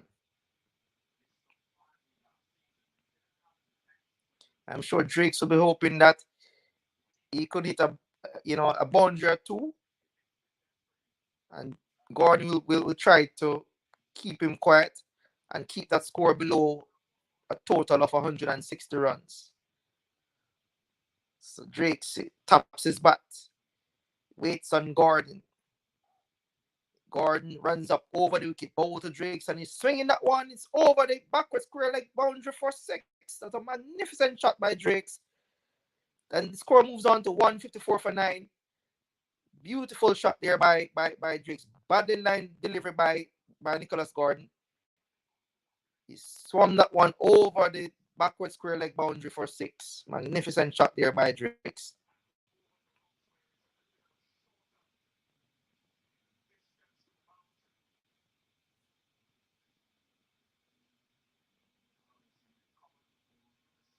What will be the reply for Nicholas Gordon now? Let us see Nicholas Gordon. Drake taps his bat. He waits on Gordon. Gordon running in over the wicket. Bowl to Drakes. And Drakes is hitting that one down to the line. 155 for 9. So this is just getting out of hand here now. But Drakes is playing a very, very good innings.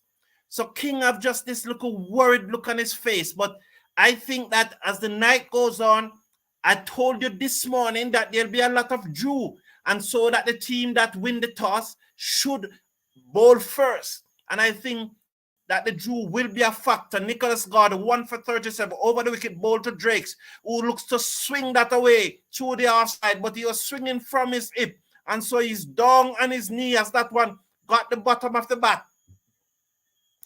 And there is no run. 27 from 20 now is Dominic Drakes. 154 for 9. 2 to come. Gordon have conceded 1 for 34 so far from its 3.4 overs. I trust you're hearing me loud and clear. Please tell me if you're hearing me loud and clear in the chat there. 154 for 9. Let's watch. Please tell me if you're hearing me. Drake's swings that a slow delivery misses through the keeper. There is no run. So after hitting a 6 off the second delivery of the over, Nicholas Gordon have come back well and have bowled 3 dot deliveries. So let's watch. This is a final delivery of the Patriot innings. Can they get up to the 160 that Andrea have said earlier? Can they get up to the 160? Why buffers again? I just don't understand. Are you hearing me? Are you hearing me? Over the wicket comes Gordon, ball to Drakes, and Drakes swings this down to long on. Will he beat the fielder coming around? No. Good work there by the fielder and a relay, and they send it in, and they will only get 2. So this is good over by Nicholas Gordon. 156 for 9 after 20 overs. So the Tallawahs will need 157 to win.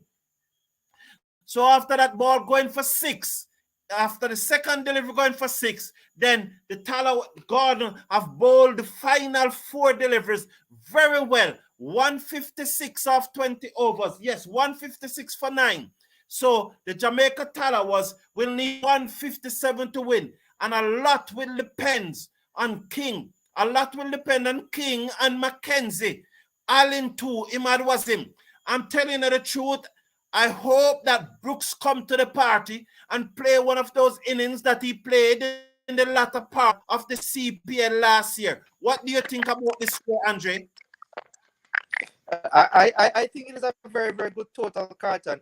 I remember saying to you that anything in the region of 155, 160 should pose a good challenge for the Tallawahs. You know, I told you that the wicket is playing a little bit too paced, and I think that the St. Kitts Patriots have a very good bowling attack, a very good and varied attack, and this should pose quite a challenge for the Tallawahs. You know, you understand the technology. Just tonight, things just start acting up all of a sudden. Things just start acting up. I don't know why. You know, and the internet is fine, but as much time comes around, it's like rain. You will not be getting any rain, but as soon as you roll a pitch to play cricket, rain falls. And it's the same thing here. Now, there's some other cricket being played. The under 17, the Rising Star under 17 cricket competition is going on. I think Jamaica made 200 for 9 declare. If I remember, 200 and they declare in reply, Guyana were 65 for 2 or something like that, or 45 for 2. I'm expected to be joined this time by a young man from the Kingston cricket team, a youngster by the name of Gray. I'm not seeing him here. I was expected to be joined by Mr. Gray. I was also expected to be joined by Mr. Davis, Principal Davis, and I'm not seeing any of those two yet. Andre, you think that Jamaica will struggle to make the score? It all depends on the start that they get. You know, they need a good start from King and Mackenzie, because we know that the middle order is a little bit brittle. So, you know, it's important that they get a very good start, and it's important that they have a batsman that will probably bat right through the innings, because each time a new batsman gets in, it's pretty difficult for that person to, if they don't get a start, it's pretty difficult for them to score pretty quickly. So it all depends on the start that the Jamaica Tallawahs get, and the Patriots, once they bowl, good line and length and vary the pace, being that the pitch is playing a bit up and down, if they vary the pace and bowl in good areas, they should pose a lot of difficulty for the Jamaica Tallawahs. Okay, Mr. Casanova is saying that there's probably too much traffic on my internet. It could be true. It could be true, Mr. Casanova. I see Giovanni read here. Giovanni Gray, if you're hearing me, please unmute your mic. Hello, good night, everyone. Good night. Giovanni, welcome to the show. How are you? Thank you. I'm all right, feeling well.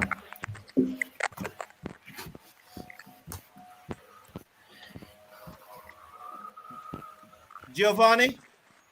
Yes, sir. I'm now hearing you. Hello, are you hearing me? Welcome to the show, young man. Yes, thank you. Welcome to the show. You want to tell me a look about the match on Monday? Your team was 58 for 4 and you lost 4 quick wickets at 58. What happened there?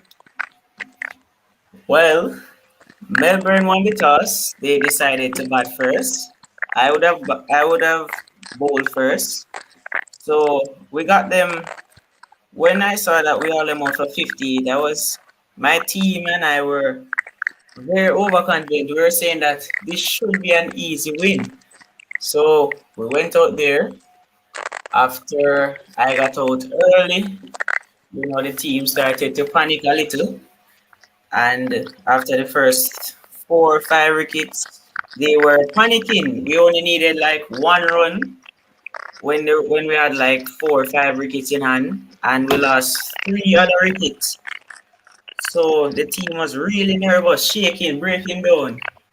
And in the end, we managed to get the run and secure the victory. Are you the captain of the team, Giovanni? Yes, I am the captain. Okay. So who will you be playing in the semi-finals? We will be playing against St. Mary at Nelson Oval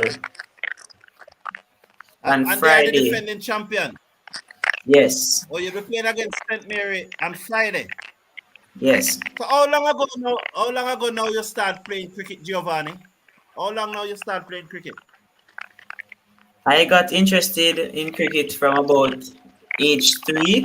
My father, Vincent Gray, also popularly known as VG, he always brought me to cricket games when I was young. That always bowled to me. And that's when my interest started. My role model was Chris Gale. So I ended up batting left hand and bowling right hand.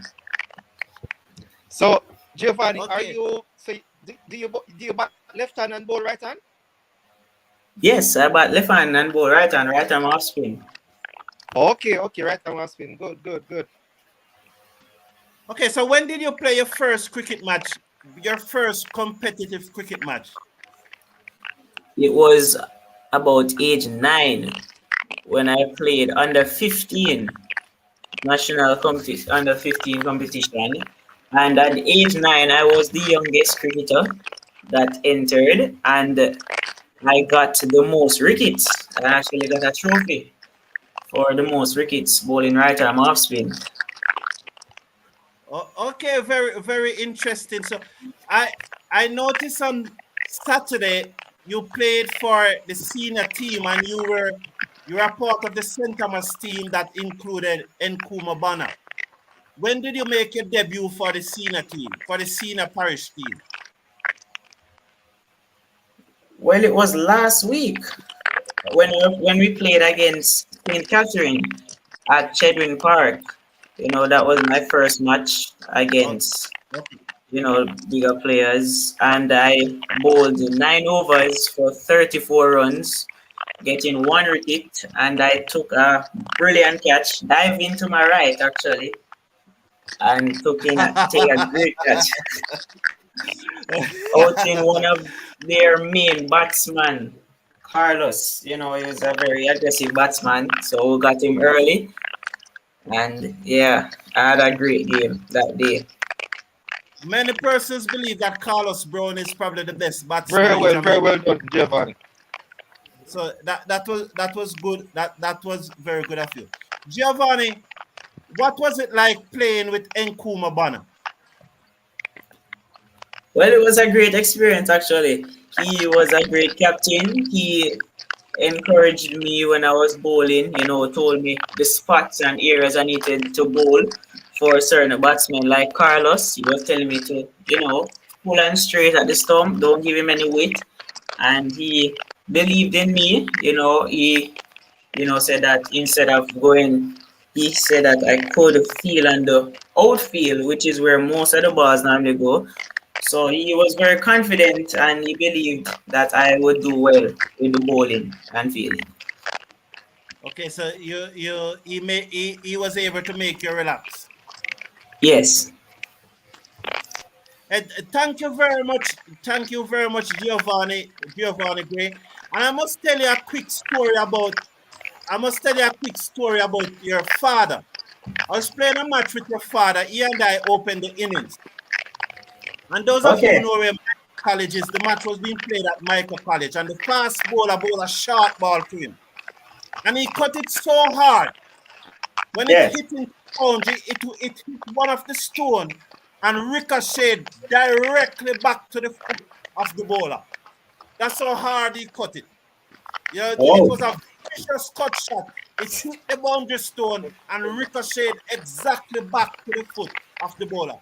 Thank you very much for joining us, Giovanni Reid, and we wish you all the best in your future endeavors. And I hope that you can beat the defending champion, St. Mary, on Friday. All the best now, sir, and thank you very much. All the best, Giovanni. Mr. Davis, if you are hearing me, sir, please could you mute your mic, Mr. Davis? Yes, sir, I'm hearing you. Hello, Mr. Davis. Welcome to the show, sir. Thank you. And good night. Yeah, good night, Mr. Davis. I know you have a very busy day. And if you are driving, please be very careful. So I hope you are using an hands-free. I'm not driving. I'm actually in Kingston still. Okay. It's raining outside. It's raining, but I'm in Kingston. Yes. Okay. No, sir. I know that you're a very happy man.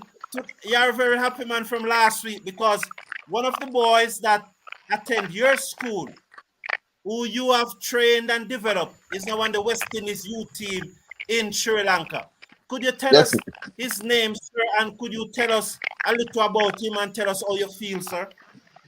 Okay, it's Ryan Edwards, and we call him Eddie.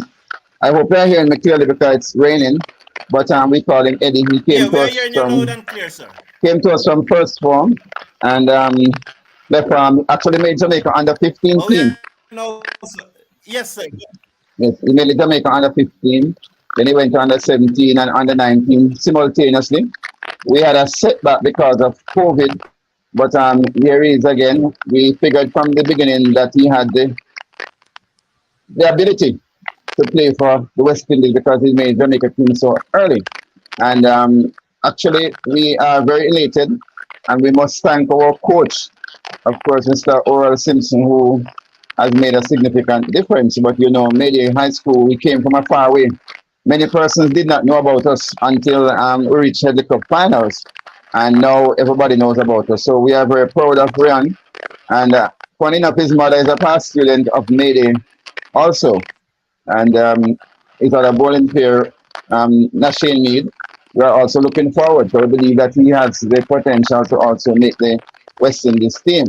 And we have plans for some others to at least make Jamaica team and move on. So we are extremely proud of our students and of course of Ryan, who has made the name of the school out there, and we hope and wish him all the best in Sri Lanka. Really hope that he will perform exceptionally well.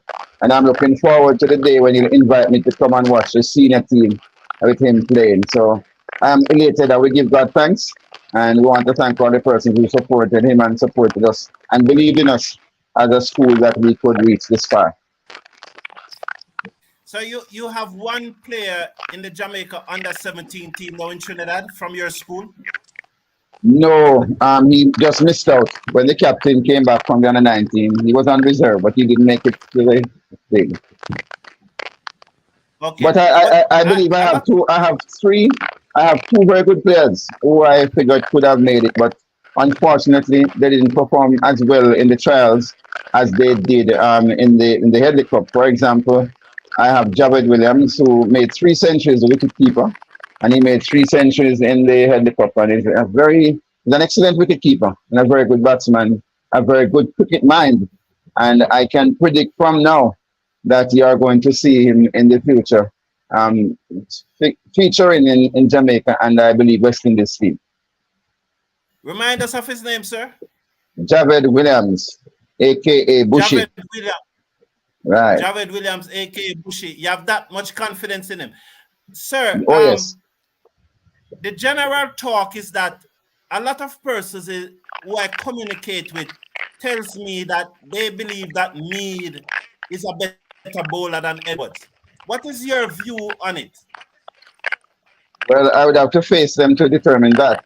But I think they are two different type of bowler, and depending on the condition, they will perform differently. You know, Mead is a right arm pace bowler, a left arm pace bowler is a really a gem and a treasure, which Ryan is, and is more experienced than Nashane. And Nashane came to us a very little shy boy coming from primary school, don't even want to talk. And I've seen the improvement in him, and I believe that he's going to make it big. He's very fast. He's faster than Ryan, as far as I'm concerned. He hit the pitch very hard, but he was having some difficulty with his action. In that, when he came across, his right hand was hitting on his knee, and his elbow got injured. So for this season, it kind of handicapped him, and they have worked on him to get him to change his bowling action. And of course, that would have affected his speed, and so that he had with his original action. So the remediation that has been done has set him back a little bit, but I know that he's going to come back strong, and it's because of that why he was edged out and not being on the West Indies team. But he's an excellent bowler, and he can move the ball both ways. And I say he's fast. He has a very good short ball, and I expect him to do well, and I expect him to play for West Indies too. Yes, oh yes. So what is it that you are doing at Mayday that is producing all these Jamaican West Indies cricketers, sir? I think it's supporting the students, getting them to believe in themselves. Because once you have somebody who make it, the other students see that, well, if he can do it, and from Mayday, then we can do it. I can do it too. So I believe as a principal, giving them the support and getting others to rally around them make a big difference. And you know that we have a lot of competitors around us and persons who take all the students, they go and scout them out at primary school and so forth. What I'm trying to build as it relates to cricket is a situation where persons will be hunting us down rather than we going to get them. That's the philosophy that we are using. Right now, we do have a challenge with the younger ones, which we are going to work on to get the numbers in and to get them to love cricket. We entered under 14, under 16.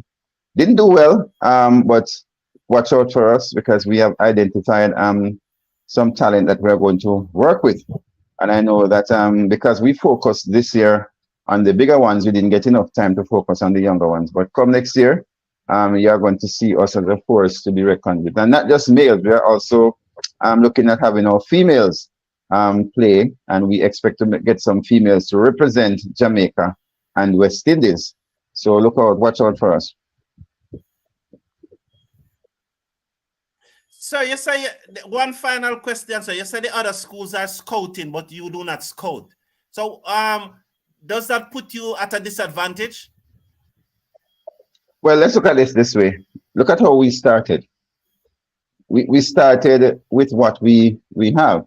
And I personally believe in the Moses principle, which is what do you have in your hand? And Moses was able to use a rod through the power of God to do great things. So we at Mayday believe that it's difficult for us to compete with the other schools in terms of resources that persons have to give and the name that is out there.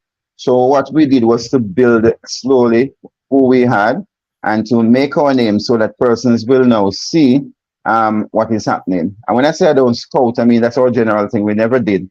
Of course, now we look around, but people don't want to come unless they feel that you are doing well. So we don't really ask them. We play well, and we expect that persons will want to come to Mayday. However, if a child passes to come to Mayday and they want somebody else asks them for another school, our philosophy is we'll never force somebody to stay at our school, because we do not want anybody at our school who don't want to be there. So once they ask for transfer and get it somewhere else, I sign the paper immediately.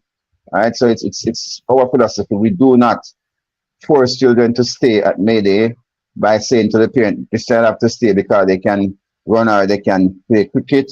What we do is to create the situation where they would want to stay. And if they want to go, we wish them all the best, and we give them the full support. I tell you a joke with football.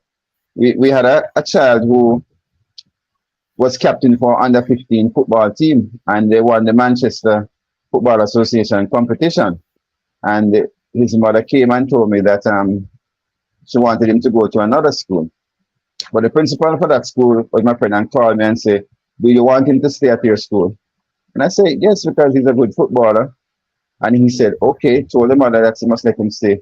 The mother said, well, if you don't take him, I will send him to another school down the other parish down the hill there, same one that we played in the finals, or send him up the hill to our next school.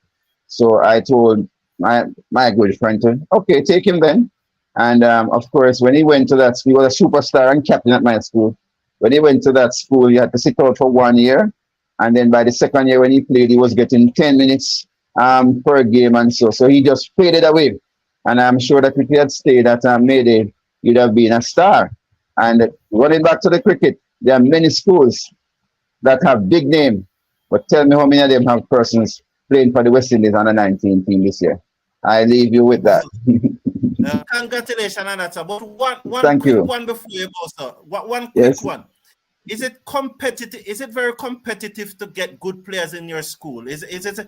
That's a very quick answer. Do you have a struggle getting good players in your school? Well, remember that we don't look at getting good players. We make them. Our philosophy is to make the players. Okay. Yeah.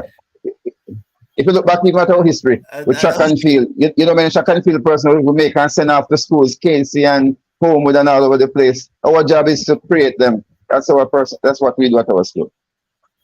I thank you very much, Mr. Davis, and You're welcome. congratulations to Mayday. Thank you and very much, sir. congratulations to Ryan Edwards.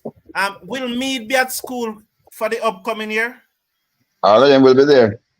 So you'll have a very, very strong team. That's very good, sir. I'm looking forward to see Mayday. Yes, sir. I want you to come tape some of the matches from early. Don't wait until finals. All right, sir.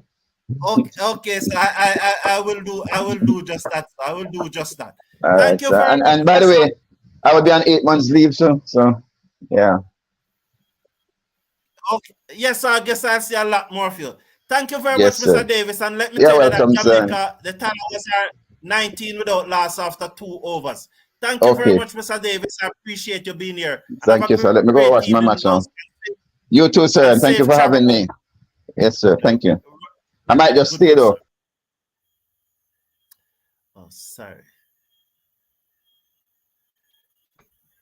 Mr. Davis? Oh. So Jamaica are 19 for 2. So thank you both to Giovanni Gray, and Giovanni Gray, who's the captain of the Kingston under 15 team, and Mr. Stanford Davis, who was the first name of my grandfather, the legendary Mr. Davis. As we watch Cottrell over the wicket, ball to Mackenzie, and he whips this away down to the man on the backward square leg boundary. They go through for a single. Are you still there, Mr. Davis? Yes, I'm still here. Okay, so are you watching the match? Unfortunately, no. I am going to watch it, but it's the same device that I'm using. So, Okay, sir. because I'm not at home. I know you're good. One of these days, I will have you commentating on a match, sir. All the best now, sir. Oh, Take definitely, care. sir. Okay, thank you. Bless. Good. So Jamaica 20 without loss. We are in over number 3, being bowled by Sheldon Cottrell. King is on 12 from 7 deliveries, and he have played 3 sumptuous drives for 4. Over the wicket comes Cottrell, ball to King. He hit this in the air, wide of the man at mid-on, who runs to his right. That looks to be Rutherford, and they're through for 2. The score moves up to 22. So 22, he got the inner portion of the bat there. He never timed. He didn't time it all that well. 22 for 2 after 2.2 overs.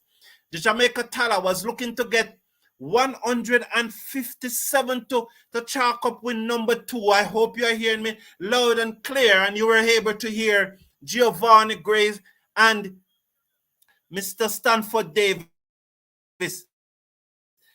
as Cottrell ball to King drives past the bowler down the offside. It will run to the long off boundary now for 4. What a shot by King. So Cottrell pitched up looking for that swing. King just moves and gives himself access to the delivery. And with a straight bat, he just placed it back past the bowler down to the boundary for 4. I hope you are hearing me. I trust that you are hearing me loud and clear. King is beating Cottrell to sickness, said Bobby Bonds. Are you hearing me loud and clear, Bobby? Okay, what a shot by King. The score moves up now to 30. Oh, that was another shot. I never saw that one. I missed that one. Oh, I missed that shot. Oh, what a shot. Oh, he hit that off the hop, through the offside, down to the boundary for 4. Wow, King looking sumptuous form today. 30 without loss. 2.4 overs have been bowled so far. Cottrell have conceded 23 runs from 1.4 overs. He comes in now. He switched around with the ball to King, shot outside the stop, and he cuts this away down to the third man boundary for another 4. He beats the short third man, and he beats the dive of the man at backward point to his left, and it goes into the boundary for another 4. Oh my word, King is on fire. Oh, what a shot by King. Oh my God, just stand and I admire Joshua Silva. He just stood there and he just admiring the class of Brandon King, who moves up to 26. Cottrell have conceded 27 runs so far from his 1.45 overs.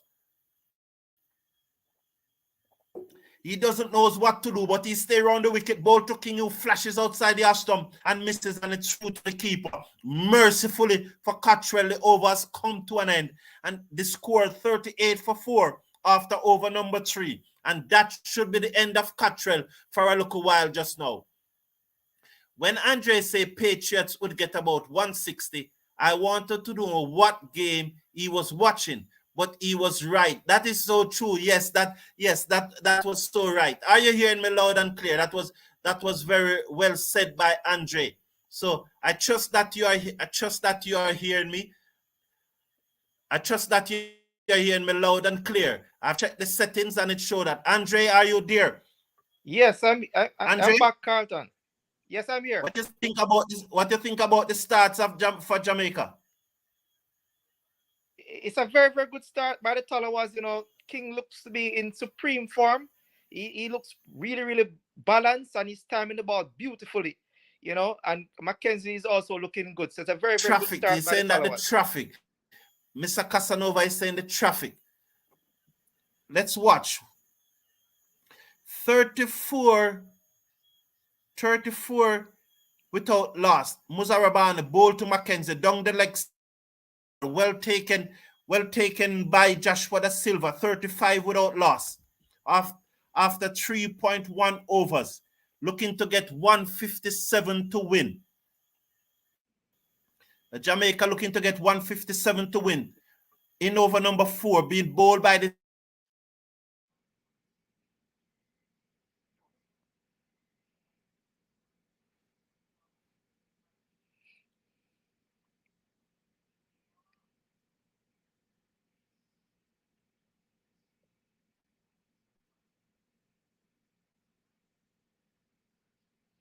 This has to be a joke. I need one of these cheerleaders. You said I need one of those cheerleaders. Mr. Casanova one. Oh, those cheerleaders. What are you talking about, Mr. Casanova? Andre, if you're hearing me, you can come in anytime. You don't have to I don't have to tell you to come in. Just come in anytime, Andre. Yes, there's Muzabar, and a very nice shot there by Mackenzie. on top of the bounce and hit it through the covers for 4.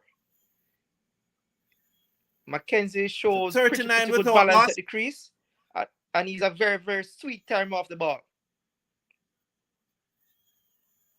Yes, he's really looking good. And Bobby Bonds is saying that he hopes that King can keep this form to England. I think the 85 not out in the final T20 match against India, that's another 4 has by really Mackenzie. inspired King. I was the has same gave 4. him It's a lot another of confidence. 4. I said, let's watch. What does that mean to this? I'm going to mash up everything here. What does that mean to this internet? It's preventing me from enjoying the cricket. 39 without loss. You can come in anytime, Andre. Yes, that's a pretty good shot there by Mackenzie. Andre, internet is going now. Are you hearing me, Carlton?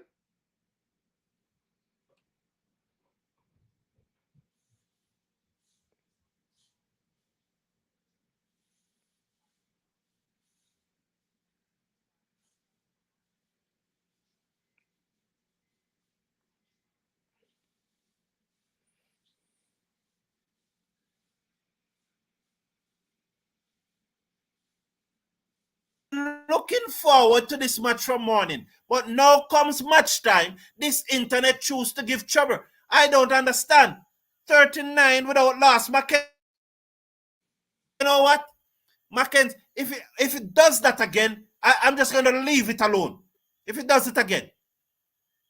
Muzab Rabani over the wicket, ball to Mackenzie, full toss, and he drives down the ground. 4 more runs. Oh, Mackenzie is on fire. Oh, the Jamaican opener and West Indies for 3 is on fire. They are murdering this bowling attack from the Patriots tonight. Oh, 43. Fire. Just watch and enjoy. Just watch and enjoy these 2 elegant batsmen. King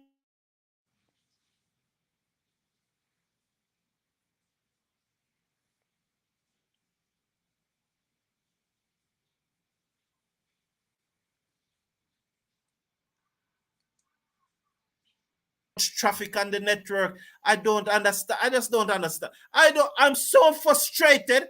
I am absolutely frustrated with this damn internet. I don't know what's going on. Oden Bins, welcome to the show. Oden Bins, you two have the potential. Kirk has potential to play white ball cricket. Oden Bins, welcome to the show. Oden Bins was the man who hit the winning run in the Headley Cup final. We just have Mr. Stanford Davis on the show just now.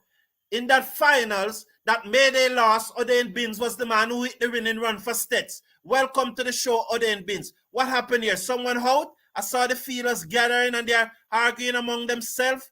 Let's watch this review. St. Kitts Patriots taking a review. I just think this is more strategic than more practical. Let's see, balls to Mackenzie. Let's see that one. Clearly pitch outside the leg stump. Hit the batsman outside the leg stump. What a waste of a review. Who influenced this review? It is shocking. It pitched outside the leg stump. It hit the batsman outside the leg stump. Oh my God. The St. Kitts and Nevis Patriots, they're desperate for a wicket. So even when the ball pitched outside the leg stump, look there. Outside the leg stump, impact outside the leg stump, shows the impact. It pitched a mile outside the leg stump and they still went for the review. Oh, it was shocking. Oh, Joshua da Silva again.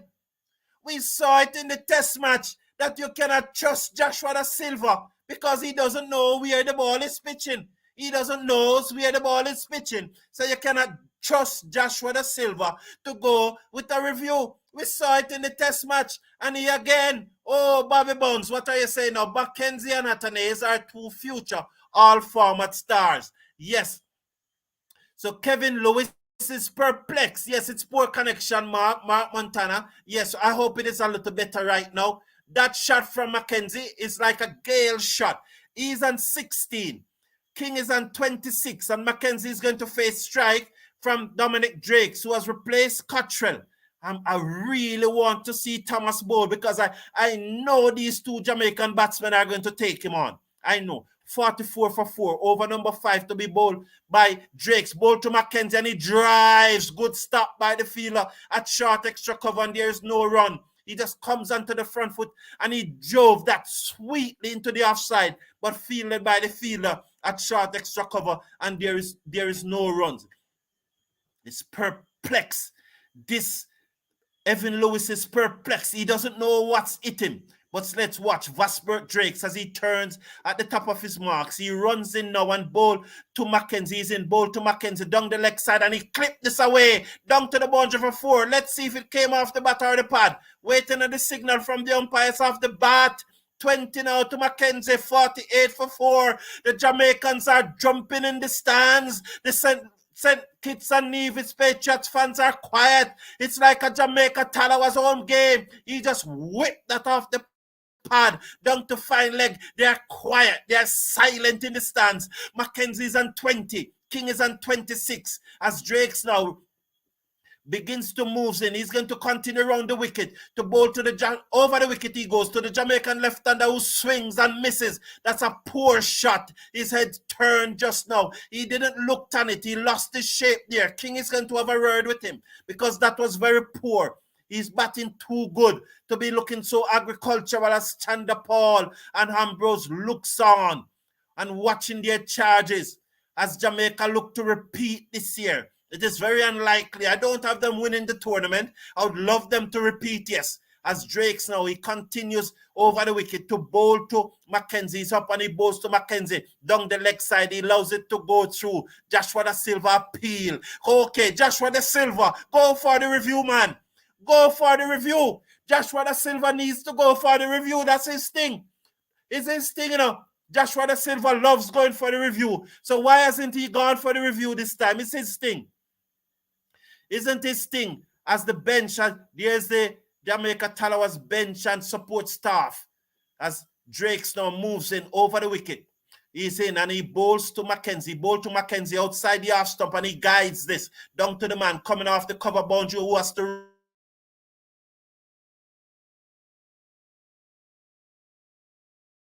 moves up to 51 without last 5 being bowled by Dominic Drakes. So 51 without loss after 4.4 overs. Mackenzie's on 22. With him, King is on 26. Jamaica looking very awesome here and powerful. 51 without loss. Drakes and Lewis, they don't know what hit them so far, but it is 2 Jamaicans. Kirk Mackenzie now faces up as Drakes over the wicket, bowl to him. That one short, looking to turn it into the onside, misses, taken on the body. The score remains on 51. Sorry about that. 51 without loss. So the fan of the match there who is receiving the $500. I don't know if it's a man or a woman, but they're receiving their $500 for being the man of the match. That's a beautiful costume there. Well done, well done. Whosoever that person is, well done. Congratulations. Mackenzie's on 22 from 17 deliveries. King is on 26 from 12 deliveries. Drakes have conceded 7 runs so far. This is the final delivery of the 5th over. Bowl to Mackenzie short. Outside the Aston, he cuts it down to the man on the cover boundary. They go through for a single. He moves up to 23. King is on 26. 52 without loss after over number 5. Andre? Andre, are you hearing me? Are you hearing me, Chris? Go ahead. Are you hearing me? Yeah, man, go ahead. I'm hearing you, Andre. Pretty good start there by the Jamaica Tallawahs. You know, I think they're very much on their way. You know, they have a very good opening pair. The opening pair of King and Mackenzie seem to be gelling quite nicely, you know. So the left to right hand combination seems to work really well for the Jamaica Tallawahs. Thank you. Christopher Bristol is saying that I need to pay my bill. Well done, Christopher Bristol. Turn your antenna and look at the neighbor will Wi-Fi using buffering along. Oh, I don't have any neighbors still, Christopher Bristol. You're not very near. Thomas now, this is what I'm looking for. Over short and beaten there for pace was Mackenzie. He was looking to pull that, but the ball passes him even before he pulls. So that was some pace there from Thomas. 140 kilometers per hour. I'm looking forward to this. I'm really looking forward to this. So Christopher Bristol, there are no neighbors really close by. They're really not close by, right? Thomas is bowling. Yes, this is very interesting. So that one was through before Mackenzie could get out the pull shot. So Thomas now runs in now. He comes in now, up to the wicket and bowl to Mackenzie, and Mackenzie just standing up straight. You can see him playing a little earlier. That one was 139 kilometers per hour. They open the face of the bat and guides it down to the man at backward point. So there are two good deliveries so far there. Also, some Jamaican spectators want something. What is it that they want? I'm not seeing what is on the check, but they are jumping up and they are showing the Jamaican flag, all being it a Jamaican flag with yellow in it. So that's not the Jamaican flag. The Jamaican flag should have gold and not yellow. So that was not a Jamaican flag. That was not the Jamaican flag. 52 without loss. So Shane Thomas over the wicket, ball to Mackenzie, short. He pulls it straight to the man at short mid-wicket and he's out, beaten for pace. Oh, he was beaten for pace there. The pace got him there. He was late on the shot and it just lopped to the man at short mid-wicket. Well bowled, Thomas. Mackenzie looking to pull and was late on the shot. Really hurried him. Let's look at it again. It was short. He looking to pull. It was hand to him quicker than he expected. And Evan Lewis took the catch at short mid-wicket. And he doesn't celebrate because Kirk Mackenzie is his good friend. So Mackenzie gone for 23, caught Evan Lewis, bowl O'Shane Thomas.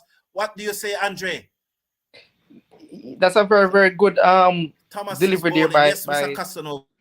Yeah, very good delivery by Thomas. Hello, everyone. Mackenzie was beaten for pace right there, and ever since Thomas came on, he looked a bit ruffled. So, quite a good over so far by Thomas. Okay, thank you very much. So Mr. Casanova is saying that even Thomas run-up looks spectacular. Well, I don't quite agree with you there, Mr. Casanova, but we all entitled to our opinion, and I appreciate that you and I having different opinion. It's no issue at all because we do that all the while. I think the run-up still look a little jaunty. It doesn't look smooth as I would love it to be, but he's definitely some pace. So Shamar Brooks is the new batsman who is coming to the crease now. Let's see if he can play like one of those innings that he played in the latter part of the tournament last year, because the strike rate of 100 will not see the Tallawahs through. King just need to get the strike. You need to get King on strike, because I expect that after 2 overs, Thomas will not be bowling so fast. 52 for 1. So Thomas runs in now. He's going to bowl to Shamar Brooks. He's up to the wicket and bowl to Brooks and that bumper. Oh, smell the leather there, Brooks, and that whistled through. So this is some good pace here from Thomas. It's a wide signal by the umpire though, but I don't mind that. Thomas is perplexed because he didn't think that was above the batsman's head. So he's very perplexed. He's standing there, look like, oh, poor. Let's see from sideways. Let's see from sideways. I need to see this from sideways. I need to see the side angle because Thomas doesn't believe that it was above Brooks' head. And so he thinks that was a poor call from the umpire. Yeah, I thought it was a bit harsh, though, Carlton. I thought that call was a bit harsh. Yeah, thank you, Andre. That's good, man. Come in as I like that you just come in without I have to ask you. I appreciate that. Thomas over the wicket, ball to Brooks, and Brooks defends down the inside of the pitch. The field at mid-wicket comes in and field, and there is no runs. Bobby Bonzi said, how does Blackwood get in this team, especially when Ailes come? Well, I really think that Blackwood should have been in the team today. I think he should be playing for either Reefer or Brooks. I really think so. As we watch, Brooks can't manage this space, lol. Okay, let's watch and see. Let's watch and see as Thomas goes back to the top of his mark. 1 for 1 so far. This is his 5th delivery. He runs in now, past the umpire, ball to Brooks, and Brooks beat in the air for pace again. That one darts back in, and he was late on the shot, 142 kilometers per hour. They were shying at the stump, but no direct hit, and there was no run in the end. The ball shy at both time at Brooks' end, at the striker then, but there were no direct hit, as it appears that Brooks is running from the pace. Wow, twice, and no direct hit. But in the end, no damage done for the Tallawahs. 53 for 1. So Brooks was beaten by pace there. Oh, Thomas is cranking it up here. This is lovely to see. Aren't we happy? But can he bowl the foot over at this pace? And that's where the fitness comes in. That's what we always talk about. Brooks seconds. He knows he's in a match. Thomas over the wicket, ball to Brooks short, and he pulls this. Oh, luckily, it went into the air, but wide of the man at short mid-wicket. It just lobbed closer to the umpire than the mid-wicket. And Thomas have ruffled the feathers. Brooks on 1, 54 for 1 at the end of the over.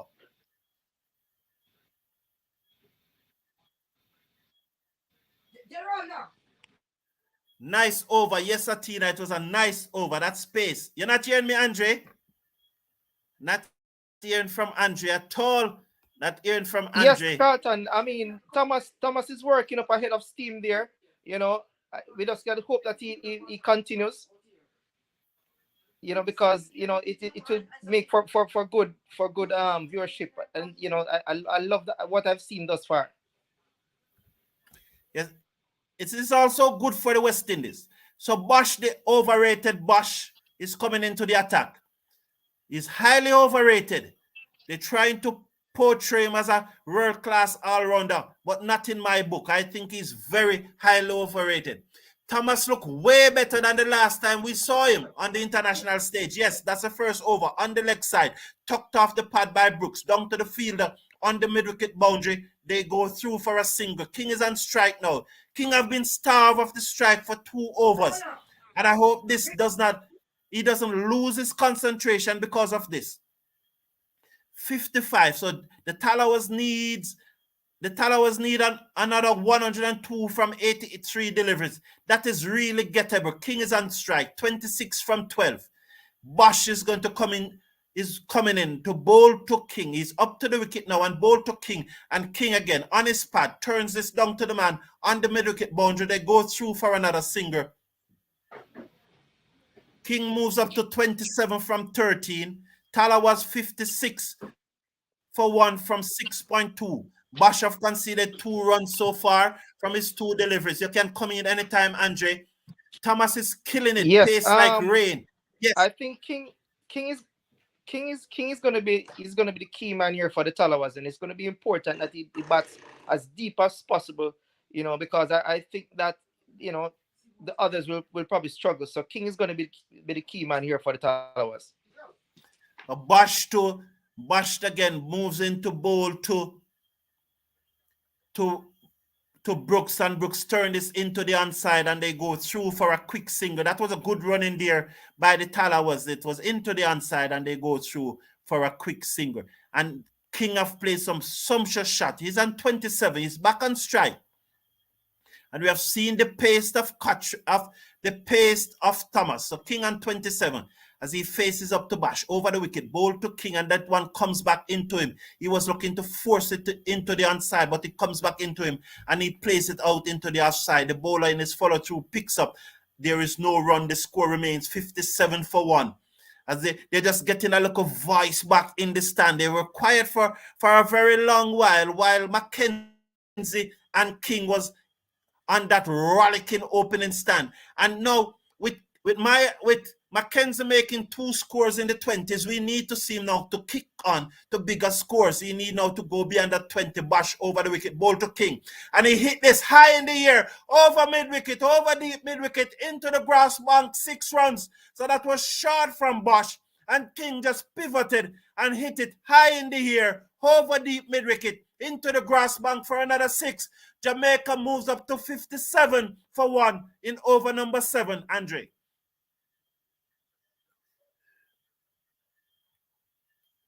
So that was a very good shot there by King. It was short, and he pulled it high over deep mid wicket for 6.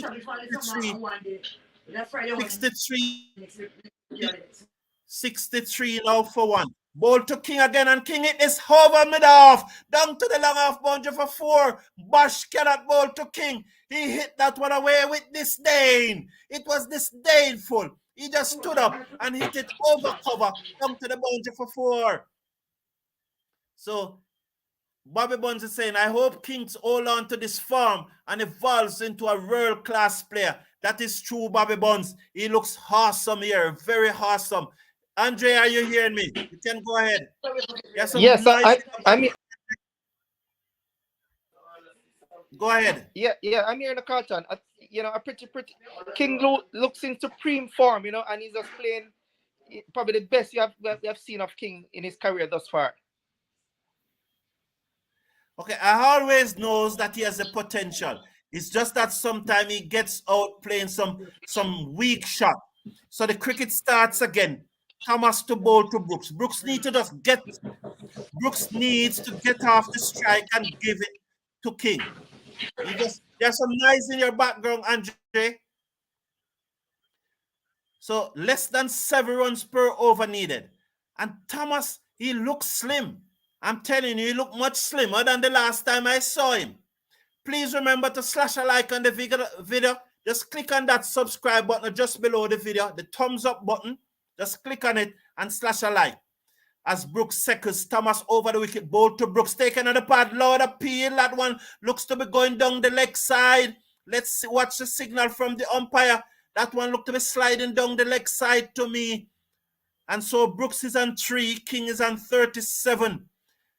I haven't seen any signal from the umpire. If he does signal, I never saw it because the producer has spanned the camera to Thomas instead of going to the umpire for us to see whether it was an extra or not. It was a leg by. As we watch Thomas now, he moves into King. This is good. This is going to be a good contest here. Thomas into King. Down the leg side, and King pulls this high in the air. 6 runs. That is class. That's the difference. That's the difference. They are a mile apart. It was short. Thomas just has to look and admire. It was short. And King just pulled it over fine leg for 6. Class. Sheer class by Brandon King. Oh, yes, changing life broadcast. I agree with you. He's already world class. Look at that shot from King. Well taken on the boundary there. Jamaica needing less now than 100 runs to win. Less than 100. Looks like what? 83? That's 74, 50, 83. They probably need 83. As Thomas, he now begins to worry because he knows he's bowling to a world-class batsman. He now knows that he has to bowl well because King is in fine form. I told you, Brooks just need to get a singer and turn him over to King. Let's watch as King seconds. Thomas now begins to move in. He comes in over the wicket, bowl to King, up and bowl to King. That's a good delivery, but King just opened the face of the bat and runs it down to Cottrell on the 3rd man boundary. They go through for a single. King is on 44 from 18 deliveries. Wow, 44 from 18 deliveries. That's about 250. That's a strike rate of about 250. Wow, King is turning it on here. Just about 245. I think that's a strike rate of just about 245. 71, 75 for 1. As Thomas makes his way in, bowl to Brooks, and Brooks whips this away. Down to the man at backward square leg boundary. They go through for a single. The score moves up to 76 for 1. King is back on strike.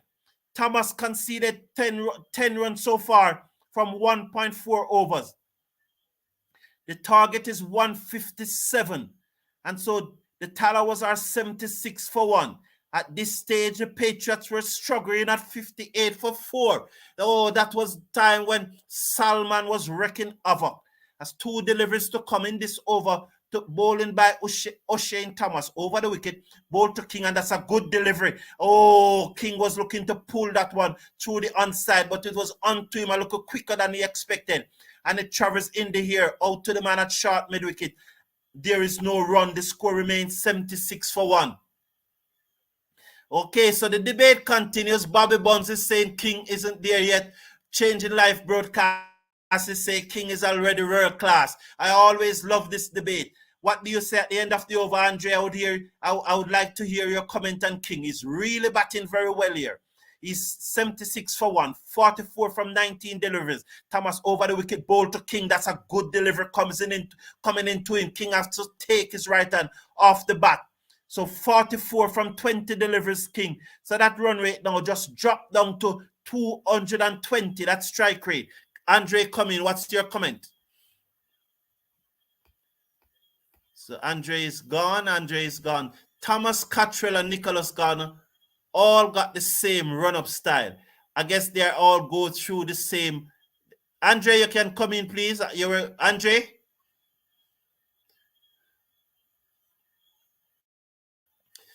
Galen Evans, boy on fire. Galen Evans, thank you for your comment. I'm not getting Andre. I'm not getting Andre at all. Require run rate 6.6. It should be easy going from here. O'Shane looking solid and intimidating. Can't wait to see him in action again for the West Indies. Andre, you hear me? So this is Linde, the left arm slow orthodox spinner out of South Africa. Are you hearing me now, Carlton? Yes, man. Round the wicket, ball to Brooks, and Brooks guide this down to short. Fine leg there, through for a single. Go ahead, Andre. Yeah, it's a very, very decent start by the Jamaica Tallawahs. I think they have, the match under control thus far. As I said before, King looks in sublime form, and I just hope that he just grows from strength to strength. And hope that Brooks could just play himself in and give the necessary support to King. Linde ball to Brooks, and Brooks turn this into King, and King turn it into the inside. They're through for a single. And the score moves up to 78 for 1. King is on 45 from 21. Brooks is on 5 from 8. Again, I'm getting a feedback there, Andre. Again, Brooks strike rate is below 100. And this is the issue with Brooks. As Linde comes in to bowl to Brooks short outside the stump, he cuts this in the gap, goes down to the man on the cover boundary. They're through for a single. The score moves up to 79 for 1. We are in over number 9. 8.3 overs has been bowled so far. Linde, the slow left-arm orthodox spinner out of South Africa. He's bowling round the wicket to the Jamaica Tallawahs captain. The Jamaica and West Indies opener Brandon King, 45 Vs from 21 deliveries. Linde in bowl to him down the pitch, and he hit this high and hard. It's gone. Oh, it's gone. Down the pitch, and he hits it high and hard. That's his 50. 85 for 1. Jamaica Tallawahs replying to 157 made by the Patriots. Andre, what do you say about that shot? Oh, a magnificent shot there by Brandon King. Dancing to the spinner, hitting him high and handsome over the long off boundary for 6. Magnificent shot there by King, and a well played half century. Yes, he looks in sublime form. I hope he carries this through. Brian Tracy, welcome to the show. King is a world-class batsman. He reminds me so much of Marlon Samuels. Dennis Weeks is saying, yes, King is really batting with purpose.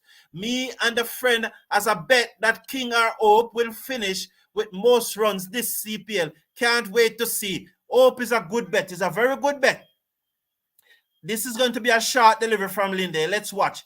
Yes, he pulls it down, and King was on the back foot, and he strokes it down to the fielder on the long off boundary, and they threw for a single. King moves up to 52 from 23. Brooks comes in to strike. He's on 6 from 9. One delivery to come in over number 9, being bowled by Linde. He's a good-looking bowler, but they have conceded 10 runs so far from 5 deliveries. Welcome to the CPL, Linde. Round the wicket, bowl to Brooks, down the leg side. Wide signal by the umpire. Let's see. He hasn't signaled wide as yet. Yes, he just about now signaled the wide. 87 for 1. So still one delivery to come. He just fired in that one at the leg stump. Brooks looking to sweep. He did not make contact. He's on 6 from 9.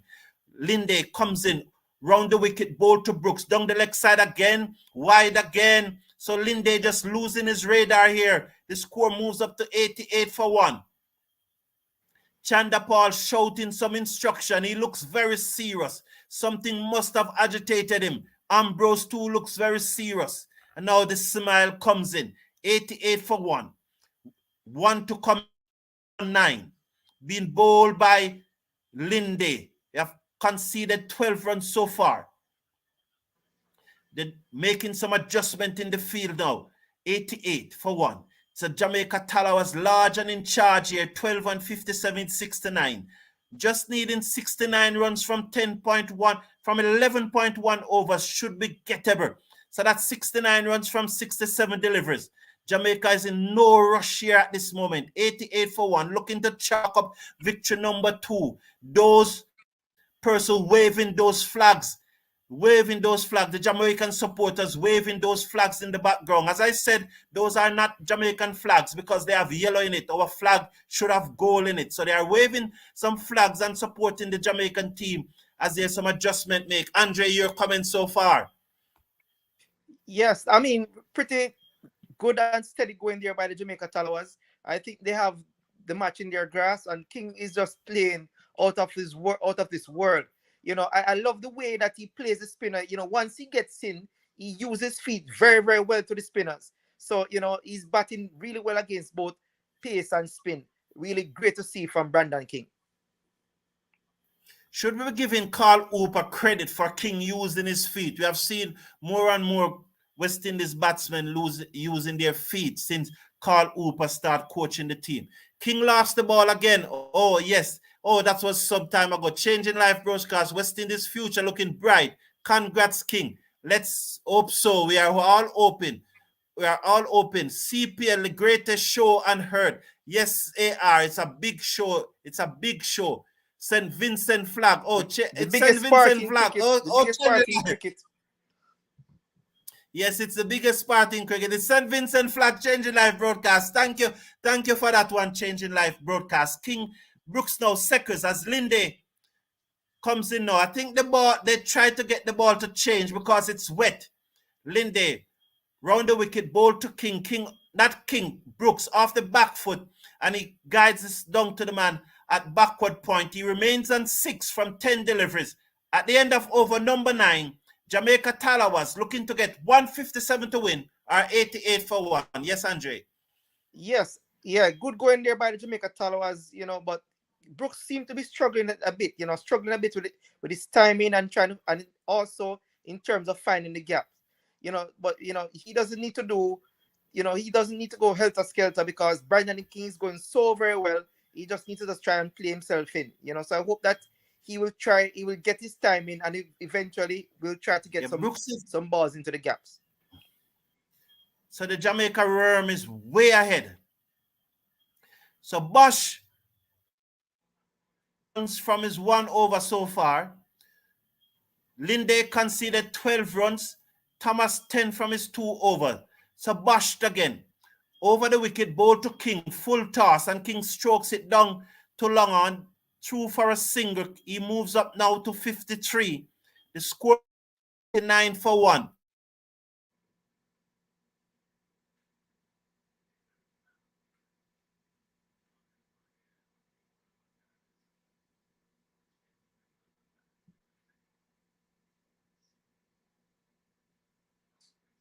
It's the worst night ever in commentary. It's the worst night. Oh my God, man. Over the wicket comes Bosch. Bowls to Brooks, who whipped this off his pad. Straight to the man on the backward square leg boundary, and they threw for a single. 90 for 1 Jamaica now in over number 10.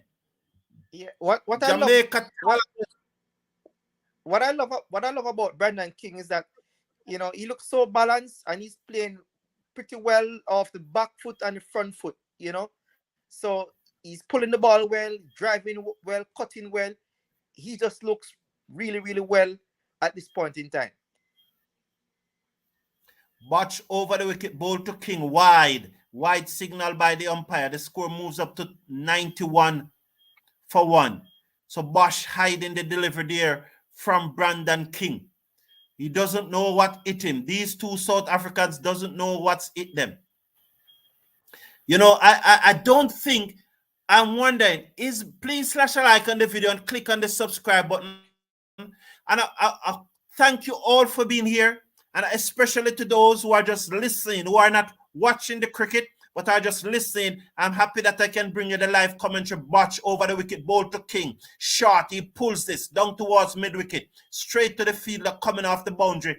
They're through for 1. The score moves up to 92 for 1. 9.3 overs have been bowled so far. Bosch have conceded 17 runs from his 1.3 over. Brooks is on 7 from 11 deliveries, and this is not good. This is certainly not good, and that's why I'd prefer to see Jermaine Blackwood in this team instead of Brooks or Reefer. For definitely scoring 7 runs from 11 deliveries is putting too much pressure on Brandon King. Over the wicket comes Bosch. Bowl to Brooks, and Brooks get a full toss. He cannot beat Evan Lewis at covers, and he remains on 7 from 12 deliveries. The score 92 for 1.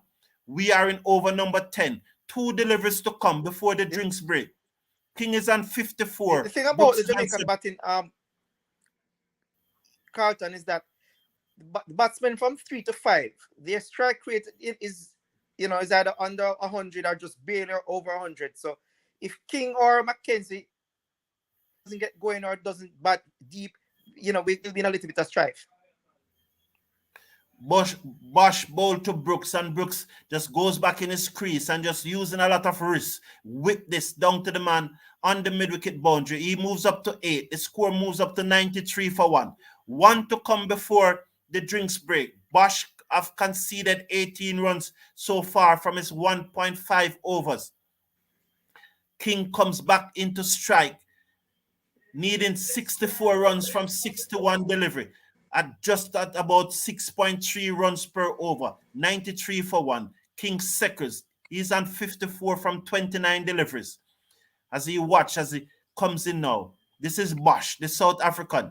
He comes up to the wicket and bowl to King off the back foot, and King slap this back past the bowler. It goes to run very close to the long on boundary. The fielder comes across to his left field, and they're through for a single. King is up to 55. The score 94 for 1 at the drinks break. Andre. Great going there by the Jamaica Tallawahs, going at a run rate of 9.4 runs per over. They very much have this match under their control, and St. Kitts Patriots seem to be a little bit down at this point in time. It's gonna take some miraculous bowling for them to get back into this game. So coming back off the drinks break, we know that Thomas only have 2 overs remaining, but he looks the most threatening of the St. Kitts and Nevis Patriot bowlers. Will you give Thomas an over right now? Give him one of those 2 overs after the water break? Of course, I would give. I would bring back Thomas right away, because the only way that St. Kitts can possibly win the match from here is to take wickets. And Thomas is the most penetrative of all the bowlers, and he's a man who seemed to be, who has hit his stride. So he's a person to bring back right after the drinks break. The others are really, really pretty ordinary, So Thomas should get the ball right after the drinks break. And who would you bowl from the other end? Drakes? Would you bring Dominic Drakes from the other end? Or would you switch around Linde? Because although Linde went for 12 runs in that over, he's still a very, very good bowler, and we have seen him bowl some very tight spells in the past. So would you switch him around, or would you continue with him from the same end? Well, I could, you know what? I would even gamble and give Cottrell the ball, and although he has gone for quite a lot in the opening spell, but we know that he has the ability to take wickets. So, and he provides the variety with his left arm pace. So Cottrell could also come back at the other end. Okay. Mr. Casanova, I think Alex Ailes will come after the 100 finish. And I think the 100 is finishing this weekend. Sometime this week, the 100 should finish. So I expect that he will be here after the 100. Especially if his team has qualified for the playoffs, he will probably only be here after the 100. Christopher Bristol is saying, AYO go sleep, Tallawahs already win. Okay. All right. Yes. Okay. Go and hold your nap. Guyana Amazon Warriors on Sunday. We are going to do the same to them. A walk in the park for Patwa Tallawahs. We come Sunday, we'll be doing the same thing to the Guyana Amazon Warriors, Christopher Bristol. So after 10 overs, we see Jamaica just cruising towards victory. Now, I've long said that Brandon King should be in the West Indies test team. I've long said that. Now, the thing about it, with these type of T20 innings that Brandon King is playing, do you think that we are going to see Brandon King in the West Indies test team? Andre? Yes. I mean, he could very well be in the test team, because our middle order, is still not settled, and I think Brandon King could be a very good number 3 or number 4 batsman for the West Indies. He is quite. And the thing about King is that he is one of the better batsmen in terms of averages, in terms of his ability. So I think he's deserving of a chance in the next test series. But why I'm saying, as my screen is buffering and I'm not seeing any cricket right now, I hope you are seeing it. What I'm saying is that with these T20 innings that he's playing, and with the world watching, do you think that he's going to be available? Maybe the other word that I should use, available to play Test cricket for the West Indies. But I think Brandon King wants to play Test cricket. Although he might get opportunity to play a lot more T20 cricket, I think he's one of those players who wants to play Test cricket, right? And I'm sure if given a chance, I have no doubt that he will take up the offer to play Test cricket. So you see King as one of those persons who will choose Test cricket over lucrative franchise deals. Yeah, I see. Once he's given it the chance, I think he will take up the offer to play some Test cricket.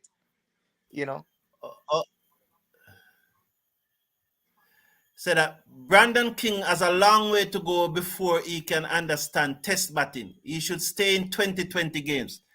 But Christopher Bristol, but do you know that in the entire region of all the batsmen who are playing red ball cricket now, it's only 2 batsmen averages higher than Brandon King in red ball cricket in the Caribbean?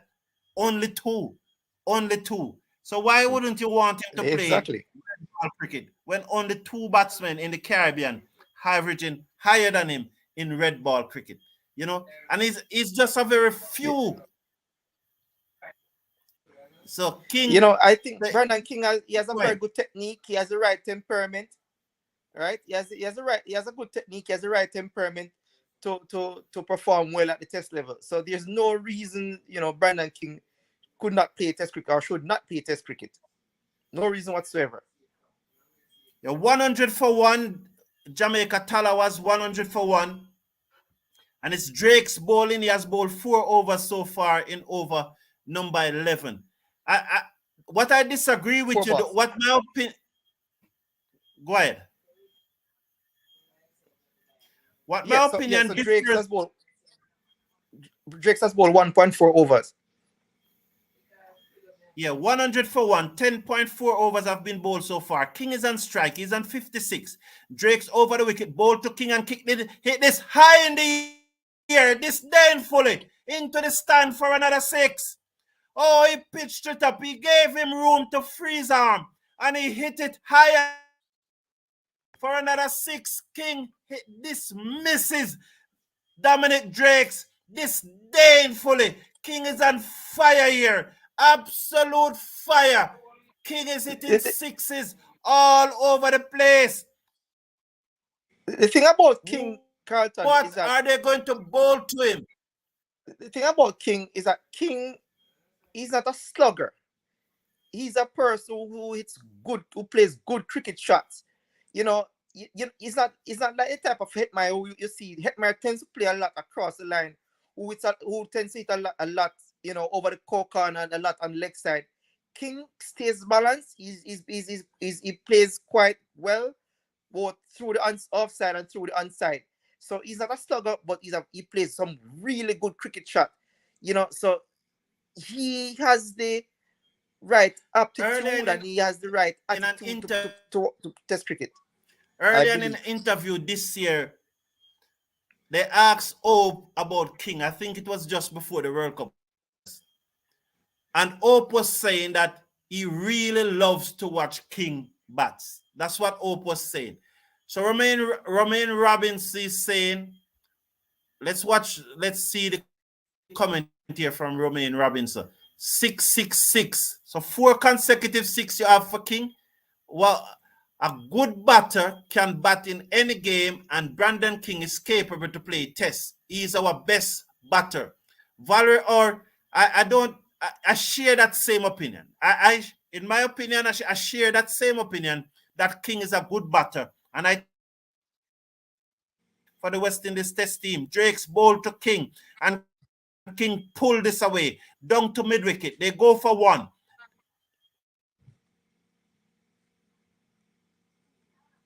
For 1 at the end of over number 11. So the Tallawahs just needing another 54 runs. Another 50 runs from 54 deliveries. So that means that we need less than a runner ball to win at this stage. So Valerie, internet continues to give trouble. Maybe an overload, as Meredith said. A good batter can bat in any game, and Brandon King is capable.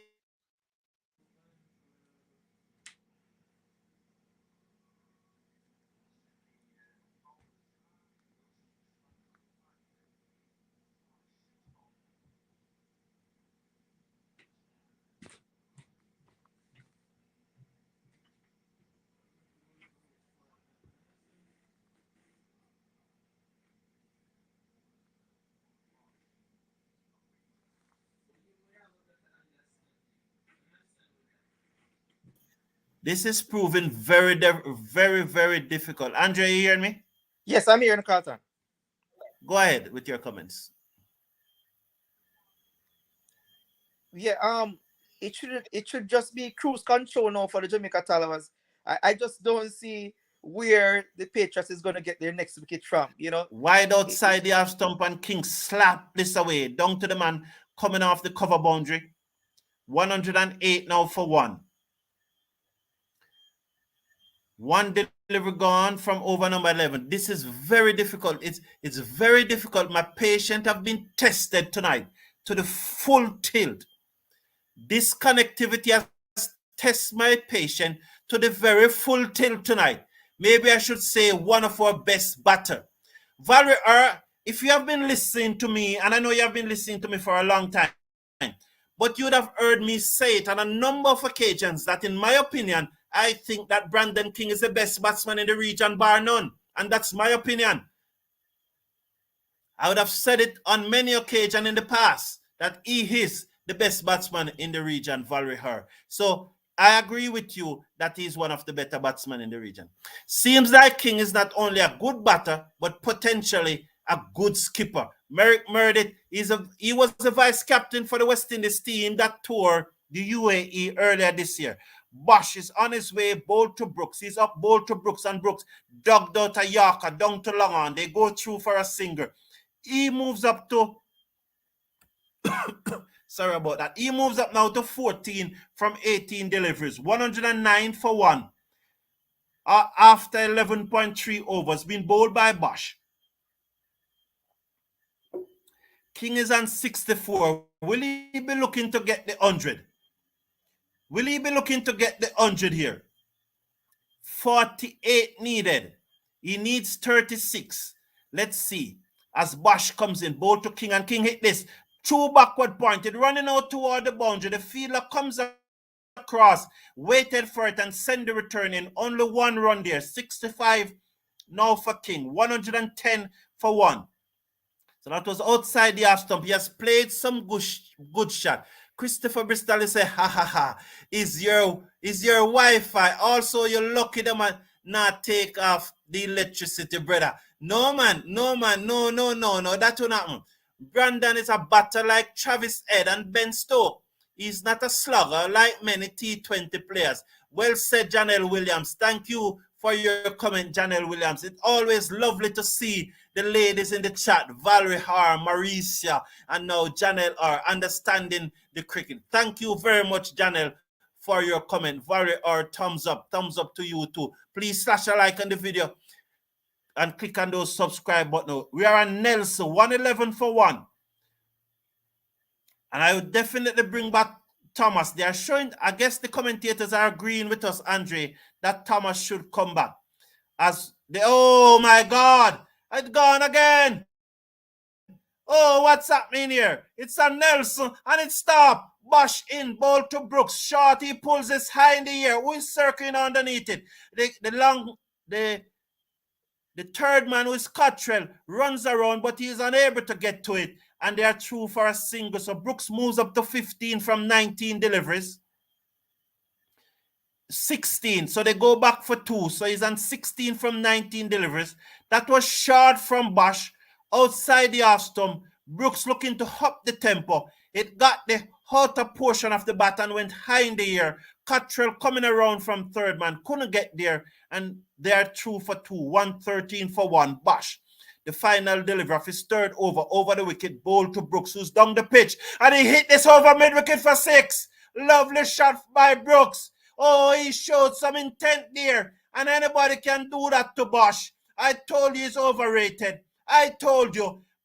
Brooks just comes down the pitch and hit him off the front foot over deep mid-wicket for 6. Andre, over to you.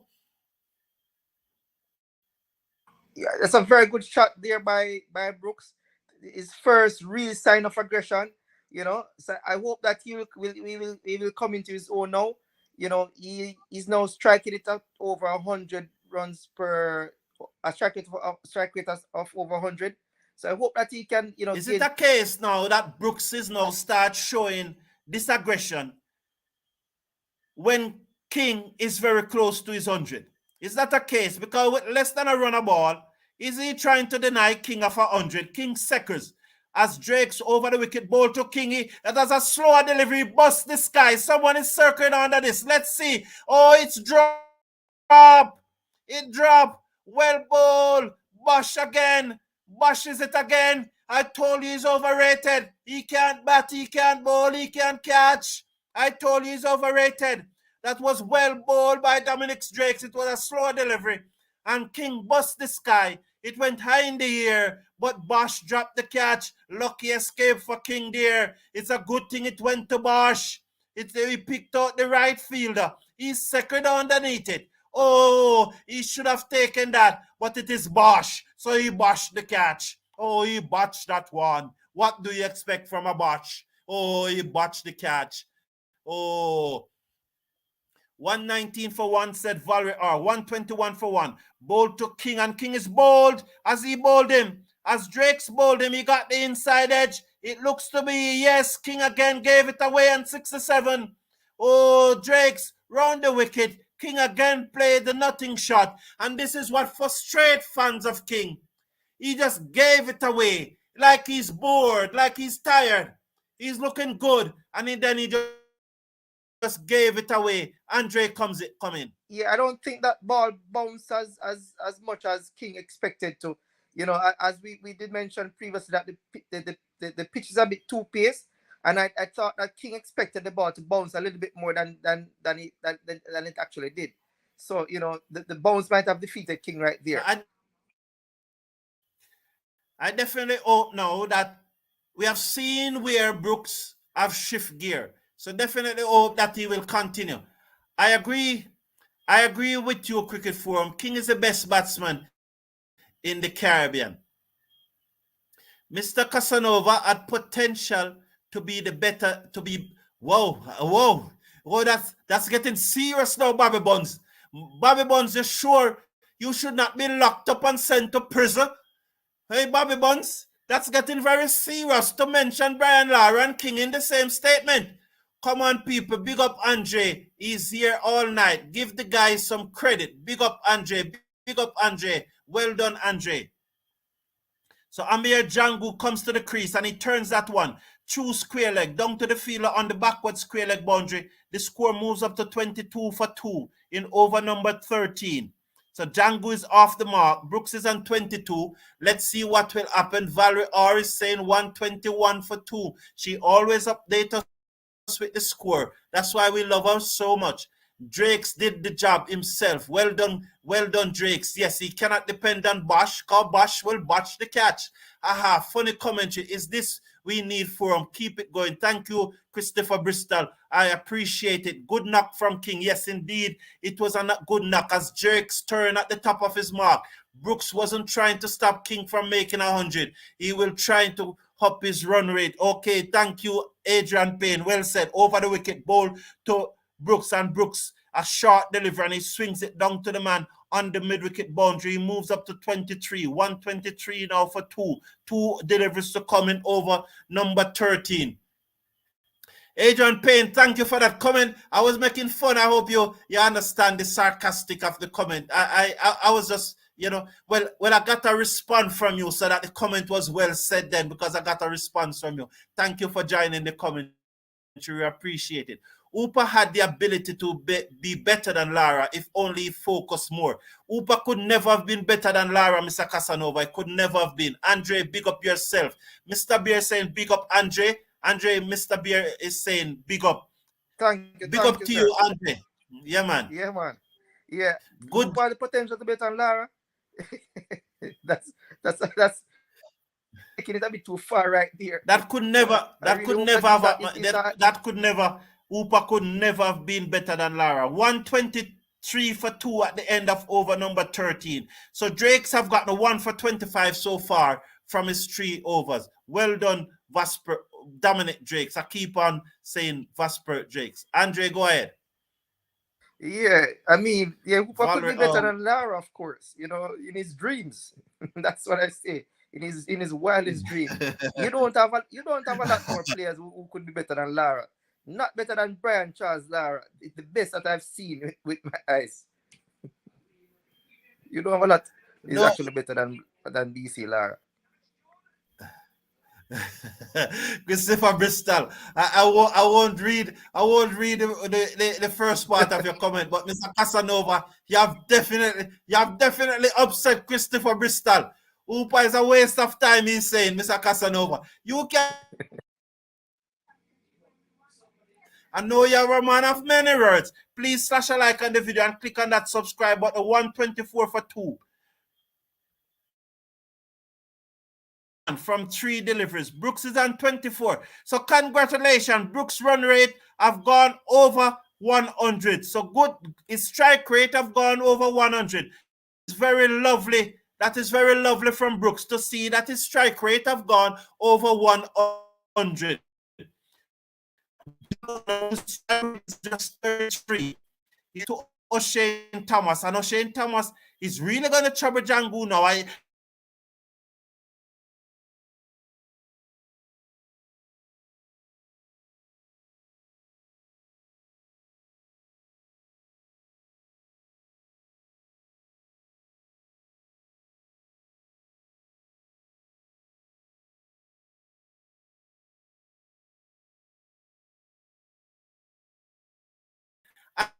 I am about to stop the commentary. I'm telling you the truth. I'm enjoying myself. I'm enjoying your company. But I'm absolutely frustrated. It is difficult. I can just imagine how difficult it is for you to watch and to listen. If it is so frustrating if it is so frustrating for me, I can just imagine how frustrating it is for you.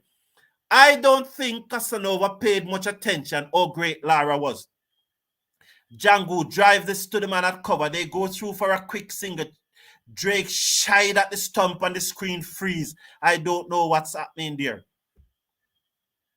So Lara. So let's look. Is he run out? Oh no. Oh no, he didn't run out. The ball just slipped out of and they are through. They are through. This is a very difficult day. 125 for 2. 13.3 overs. O'Shane Thomas. I've not seen any delivery that O'Shane Thomas has bowled so far. I only know that 2 runs have come off the 2 runs have come off the 3 deliveries that he bowled, and the screen buffers again. I guess by the time he bowled the delivery, the screen will remain on freeze. Lara wasn't as technical as Hooper. What do you mean, Mr. Casanova? What is technical? Technical is runs. Technical is runs. And to score runs, you have to be able to survive at the crease. So he was technical enough to survive. Whipped away. Oh, he was looking to turn that in the onside. He got the outer portion of the bat and went down to third man. Very unlucky there for Thomas. He's holding his head. Joshua Da Silva is saying that they should review it, but that's Joshua Da Silva. He reviews everything. He doesn't seize quite well. He doesn't pick line and length quite well when he's keeping. Oh, you cannot depend on Joshua Da Silva. 28 runs needed from 38 deliveries. 2 to come in. O'Shane Thomas over. He's bowling really quick. Well, the screen, as he about to run in, this is very, very, very frustrating. 129 for 2. Janelle, thank you for your comment. If Hope and Sammy had got the job earlier, we would be in the T20 World Cup 2023. The ODI World Cup, Janelle. I think it's the ODI World Cup. World Cup, you mean? Hooper. Oh, yes, say that Hooper and Sammy will be at the 2023 ODI World Cup. Thank you for your comments and thank you for putting forward your points. So, Thomas has bowled the fastest so far. He comes in now, up to the wicket, to bowl to Brooks, and Brooks pull away and swings this down to the man on the mid-wicket boundary. They go through for a singer. That's all they will get. Christopher Bristol is saying that, Casanova, you should be watching baseball instead of cricket because clearly you don't know anything about talent. Oh, the lyrics, the banter in the chat is lovely. Oh, they're turning up the banter, and that is so good. Amir Jango faces up now to his fretting. Look at his face. Look at that look on Jango face. You can see that he's worried because Thomas is running into him and the screen froze again. Very frustrating. I'm going to end this broadcast. I cannot continue with this any longer. I don't know what's happening there. Big up Shoes is saying, big up Andre, you're doing a good job. Andre, come in for your comment. Sorry about that, Andre. Andre, welcome. Yeah, thank you very much, Shugs. And I really hope that the Tallawahs will just, take it home from here. They have done really well thus far. Let us see what Brooks and Jango is made of. I really have my reservation in terms of them being in the team because I think that their strike rate is really not up to par. Jango has a strike rate of 80. He's not even striking at 80 right now. I'm quite worried for the Tallawahs. He's striking at 33 right now. Exactly. And 2 from 6 delivery. That is 33. 132, 31 for 2 after 14 overs. And so Mr. Christopher Bristol is saying, Mr. Casanova, you need to spell Lara name properly. You need to spell Lara name properly, Mr. Casanova. Oh, Mr. Beer. Sorry, not Mr. Casanova, Mr. Beer. You say, man, you get yourself into trouble. You need to put some respect on Lara name. 132 for 2. So that was a dot ball from Drake's. I love watching Hooper bat, but he gets himself out. Not the bowlers, just like Brandon King. Mr. Casanova, I agree with you. Hooper was just like Brandon King. Casanova, what? There is a reason why Lara could score so easily. Because of good techniques. Thank you, Bobby Bones. Well said. 132 for 2. And we cannot rate a person by their potentials. We have to rate them by their performance. Hooper was a good cricketer. Lara was a great cricketer. Well said, Valerie Earl. Lara was a run machine. Hooper was a lazy guy who gets out all the time. He means Hooper is a technical failure, Christopher Bristol. Or you're mashing up your Guyanese friends. So tomorrow, the Guyana Amazon Warriors will play the St. Kitts and Nevis Patriots. Hooper and Lara was in 2 different class. They play together, Galen. They play together. They play together. if over 5,000 runs and over 100 plus wicket is failure, I want to see success. Yes, but those 5,000 runs comes at just about in the mid-30s. It comes in the mid-30s. He was averaging in the mid-30s. I wouldn't say that he was a failure, but it comes in the mid-30s. 131 for 2. Very hard. Thank you. Thank you. I appreciate that. 134 for 2. 14.3 overs have been bowled so far. Jango remained on 2 after 7 deliveries. So that run rate is going down further and further. 1/3. I think one of these batsmen should get out. One of these batsmen, I think they should call in one of these batsmen. More than likely Jango. I would have, if I'm the captain or the coach, I would retire Jango out. Honestly, I would retire Jango out. Although we need less than a run a ball to win. Bowl to Jango down the leg side, wide, fortunately. Oh, no signal from the umpire that brushes something on Jango. Jango is looking like it didn't touch anything, but we know these batsmen stay. We saw earlier Andre Fletcher got a clear edge. The ball almost break his finger, and he said that he didn't touch it. And it went through to the keeper. I think he had iced his finger after that dismissal because it rocketed into his finger, and he said he never felt it. So they must have iced it. Over the wicket come Drakes and bowl to Jango. The screen freezes. Jamaica all the way. Thank you, Carla. We thank all the wonderful ladies for joining the broadcast. Oh, we love you so much, and we're glad to see you here. We're glad that you can be here. I always heard them saying Hooper was good, but he was an underachiever. That is true. That is true. He was lazy. He himself said it. These are not my words. Hooper said that one of the mistakes that he made was he did not train hard enough when he gets into the West Indies team. And it was only when his game was on the line that he goes into the net and put in some serious work. 134 for 2. 1 deliveries to come in over number 15, being bowled by Dominic Drakes. This is his final over. Let's see. Jamaica all the way. Yes, Carla Adams, Jamaica all the way. Mr. Casanova is saying that Hooper had one of the best techniques against spin and fast bowling. Hooper was even better at playing spin than Lara. Even Lara agreed. Well, we will check. We will now check his average and see. Well, Lara will say that because he's probably didn't want to disappoint Hooper. I saw Jagu is on 3 from 10. So he's on 3 from 10. So that strike rate is 30. I would call him in. If I was a captain, I'm calling in Jango. I am retiring him out. Jango should retire out. Call him in. We need Fabian Allen or Imad Wazim at the crease. Or even Raymond Reefer. This is unacceptable. Because strike run rate may come into the picture later in the tournament. So this is, Andre, sorry about that, Andre. Welcome. Yes. I saw a comment where someone said that Hooper was a better player of spin than Lara.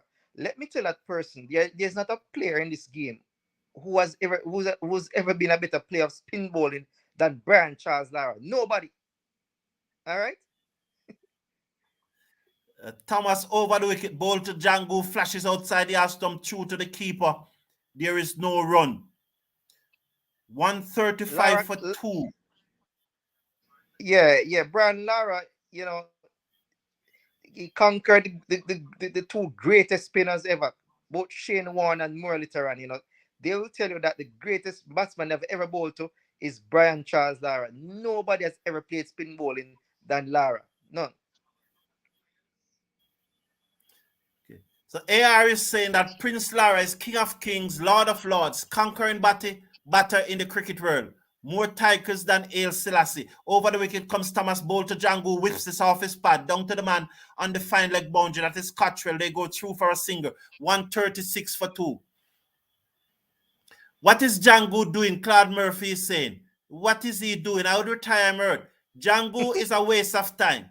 I'm certain that we can find a wicketkeeper in Jamaica who can bat better and faster than Jango. I'm certain. What about this guy named Morris from Westmoreland or Williams from St. Mary? Jango. No, even if Jango is playing at the wicket as a wicket keeper, I should probably bat at number 8. Over the wicket come Thomas, ball to Brooks, and Brooks swings, misses through to the keeper, and there is no run. So this is what I'm saying about Thomas. He's now down. What about Aldane Thomas? Yes, Aldane Thomas. I think. Yeah, I'm sure he's from St. Mary. He's a better bat than Jango. He's a decent keeper. He's a better bat than Jango. I too, but this is what I'm saying about O'Shane Thomas now, and this is where his fitness need to comes up. In his earlier spell, he was bowling at 142, but he's now down 1 to 136. And this is where lack of fitness start. Comes in, bowl to Brooks, and Brooks swings this high and hard over deep mid wicket for 6, because that was 138. So he was up with a little pace, but Brooks swings and connect, and he connects well, and it sails over deep mid wicket for 6. He just swung through the line, and it went over deep mid wicket, a wideish deep mid wicket, more cow corner, and it's 6 runs. Yeah, and so Jamaica closing in. That was a short ball right there. He just sat up and was begging to be spanked, and he was spanked nicely over mid wicket for 6. Lovely shot by Brooks. So Thomas 1 for 25 so far from his 3.4 over. So this is not a bad spell by Thomas. Despite that 6, it's not a bad spell. They're checking if it was 6 or 4, but that looks like it goes a long way to me. So what are they checking? Oh, they were checking if it hit the barrel. Oh, it misses the barrel by just a whisker. Oh my God, I would have some rum to drink tonight. What is Brooks doing? Why Brooks didn't hit the barrel? Oh, Brooks should have hit the barrel, Andre. Yeah. Very good shot there by Brooks. He seems to be coming into his own now. He's striking it a lot cleaner than when he just came to the wicket, or in his first 15 deliveries. So I hope that Brooks will be able to take it home for the Jamaica Tallawahs. Yes. As it relates to Jango. So Mr. Beer is saying that he likes Hooper, but he always give me headache. How him find ways to get out. That is so true. AR is saying that St. Kitts have a nice vibes. He said that St. Kitts have a nice vibes. So Jamaica just needing 15 runs to win now. They are changing the ball. Janelle Williams, give some info on Jango. All right, Andre just researched some info on Jango from me. He's from Trinidad. He keeps for Trinidad in the 4-day tournament over the wicket, ball to Brooks, and that was trying to pull there. It goes through to Evan Lewis at mid-wicket, and there is no run. So that looks like it was a slower delivery from Thomas. He took some pace off it, and so Brooks looking to pull and just mistime it. So Andre is going to research that information for you, Janelle, but he's from Trinidad. He keeps, when that Silva is not in Trinidad, he's their keeper. He keeps wicket in their red ball tournament. I watch Hooper from start to finish. Mr. Beer, he's always pleasing on the eye. Final delivery of Thomas spell over the wicket. Ball to Brooks. Brooks moves across the crease, and he hit this down to mid-on where Drake's field, and there's no run. Good spell this from Thomas. 1 for 25 from his 4 overs. Welcome back, Thomas. That was a good, decent spell. He bowled with some pace, and to bowl the second to last delivery, the penultimate delivery of his spell at 139. That's about 90 kilometers per hour. This was well done from Thomas. It was a good looking spell, but Jamaica is closing in on victory.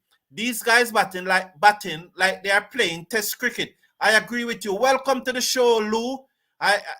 You are late today. Are you just ready to come in? Oh, you're saying a bit late, but well played thus far, Tallawahs. 142, just needing 15 to win now. So we are closing in on victory. Muzarabani is back into the attack. His 2 overs have conceded 16 runs. He bowled a very good first over, but then Brandon King showed him who is class. Jango eating up the balls, 3 off 10. He's 4 off 12 now. That's a run rate of 33. That's strike rate of 33. Muzaram bowled to him. He hit this high in the air. Is this his first six? Let's see. Yes, Jango hit a six. Jango actually hit a six. Can you believe it? Rain is going to fall. Rain is going to fall tomorrow. There will be no cricket tomorrow. I'm telling you. Absolutely no cricket tomorrow. Jango actually hit a six off Muzarabani. Can you believe it? He swung that over backward square leg. He actually hit a six. Oh, Andre, can you believe? Oh, it's unbelievable shot by Jango. It's really hard to fathom right there. Really hard to fathom Jango hitting a six. But let us give him some credit. Well done, Jango. Muzarabani again, bowl to Jango, and Jango hit this down to mid-on. They are through for a 149 for 2 now. Jamaica just 8 runs away from victory. Bobby Bonds, how are you? Lara would make Murali and Warren looks normal. Yes. Hooper was a loafer in football terms. Galen Evans. King Lara is the goat of all goat. Changing life broadcast is said. Mr. Beer, so Chandapal is very animated. That's Shivnarin Chandapal is very animated there. Very, very animated. Beside him is Amir, Mohamed Amir, who's also very animated. As we watch, Muzarabani comes in, bowl to Brooks, and Brooks whips this away, down to square leg, to Botch, who field and send the return in. 151 for 2, no ball. So this will push it up now.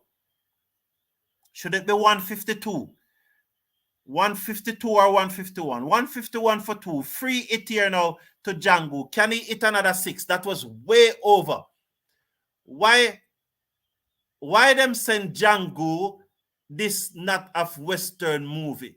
Mr. Beer, I think Jango should bat at 8 if he's a wicket keeper. They're playing test cricket, Mr. Casanova is saying. Adrian Payne said, of course, Lara was one of the great. However, Hooper was also a majestic stroke player who seemed to have extra time to play his shots with great timing. Muzarabani in, bowl to Jango. Hit this high in the air again. Will it be another 6? Was it 6 or 4? That one went very close to the boundary. But it was a free hit. And he hit it high in the air, down towards mid-wicket. We're going to look and see. Is that the winning run? Tallawahs won by 8 wickets. So that was the winning run. Can it be the winning run? And we have not confirmed whether it's a 6 or a 4. Well, let's say it's 6. Let's look. Jango hit 2 sixes. Yes, it was a 6. What a lovely shot. And so the Tallawahs have chalked up their second victory. And now they are 2 from 2. Please slash a like on the video and click on that subscribe button. Andre, you're not hearing me. I'm not seeing you on the screen. It looks like you're gone. The Tallawahs chalking up win number 2. The big question now, who is the man of the match? Please tell me in the chat, who is your man of the match? My man of the match is Salman. My man of the match is Salman.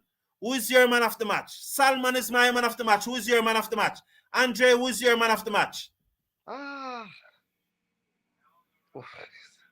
The fact that Salman actually broke the backbone of the Patriots innings, and taking 3 wickets in and over in a T20 game, in any game whatsoever, is no mean feat. So with taking 4 wickets in a T20 game, you'd say that Salman will have to be the man of the match. Yes, man. Salman, Claude Murphy is saying King. Merrick is saying King, but I'm saying Salman. I agree with you. Jamaica won by 8 wickets. Well done, Mr. Casanova.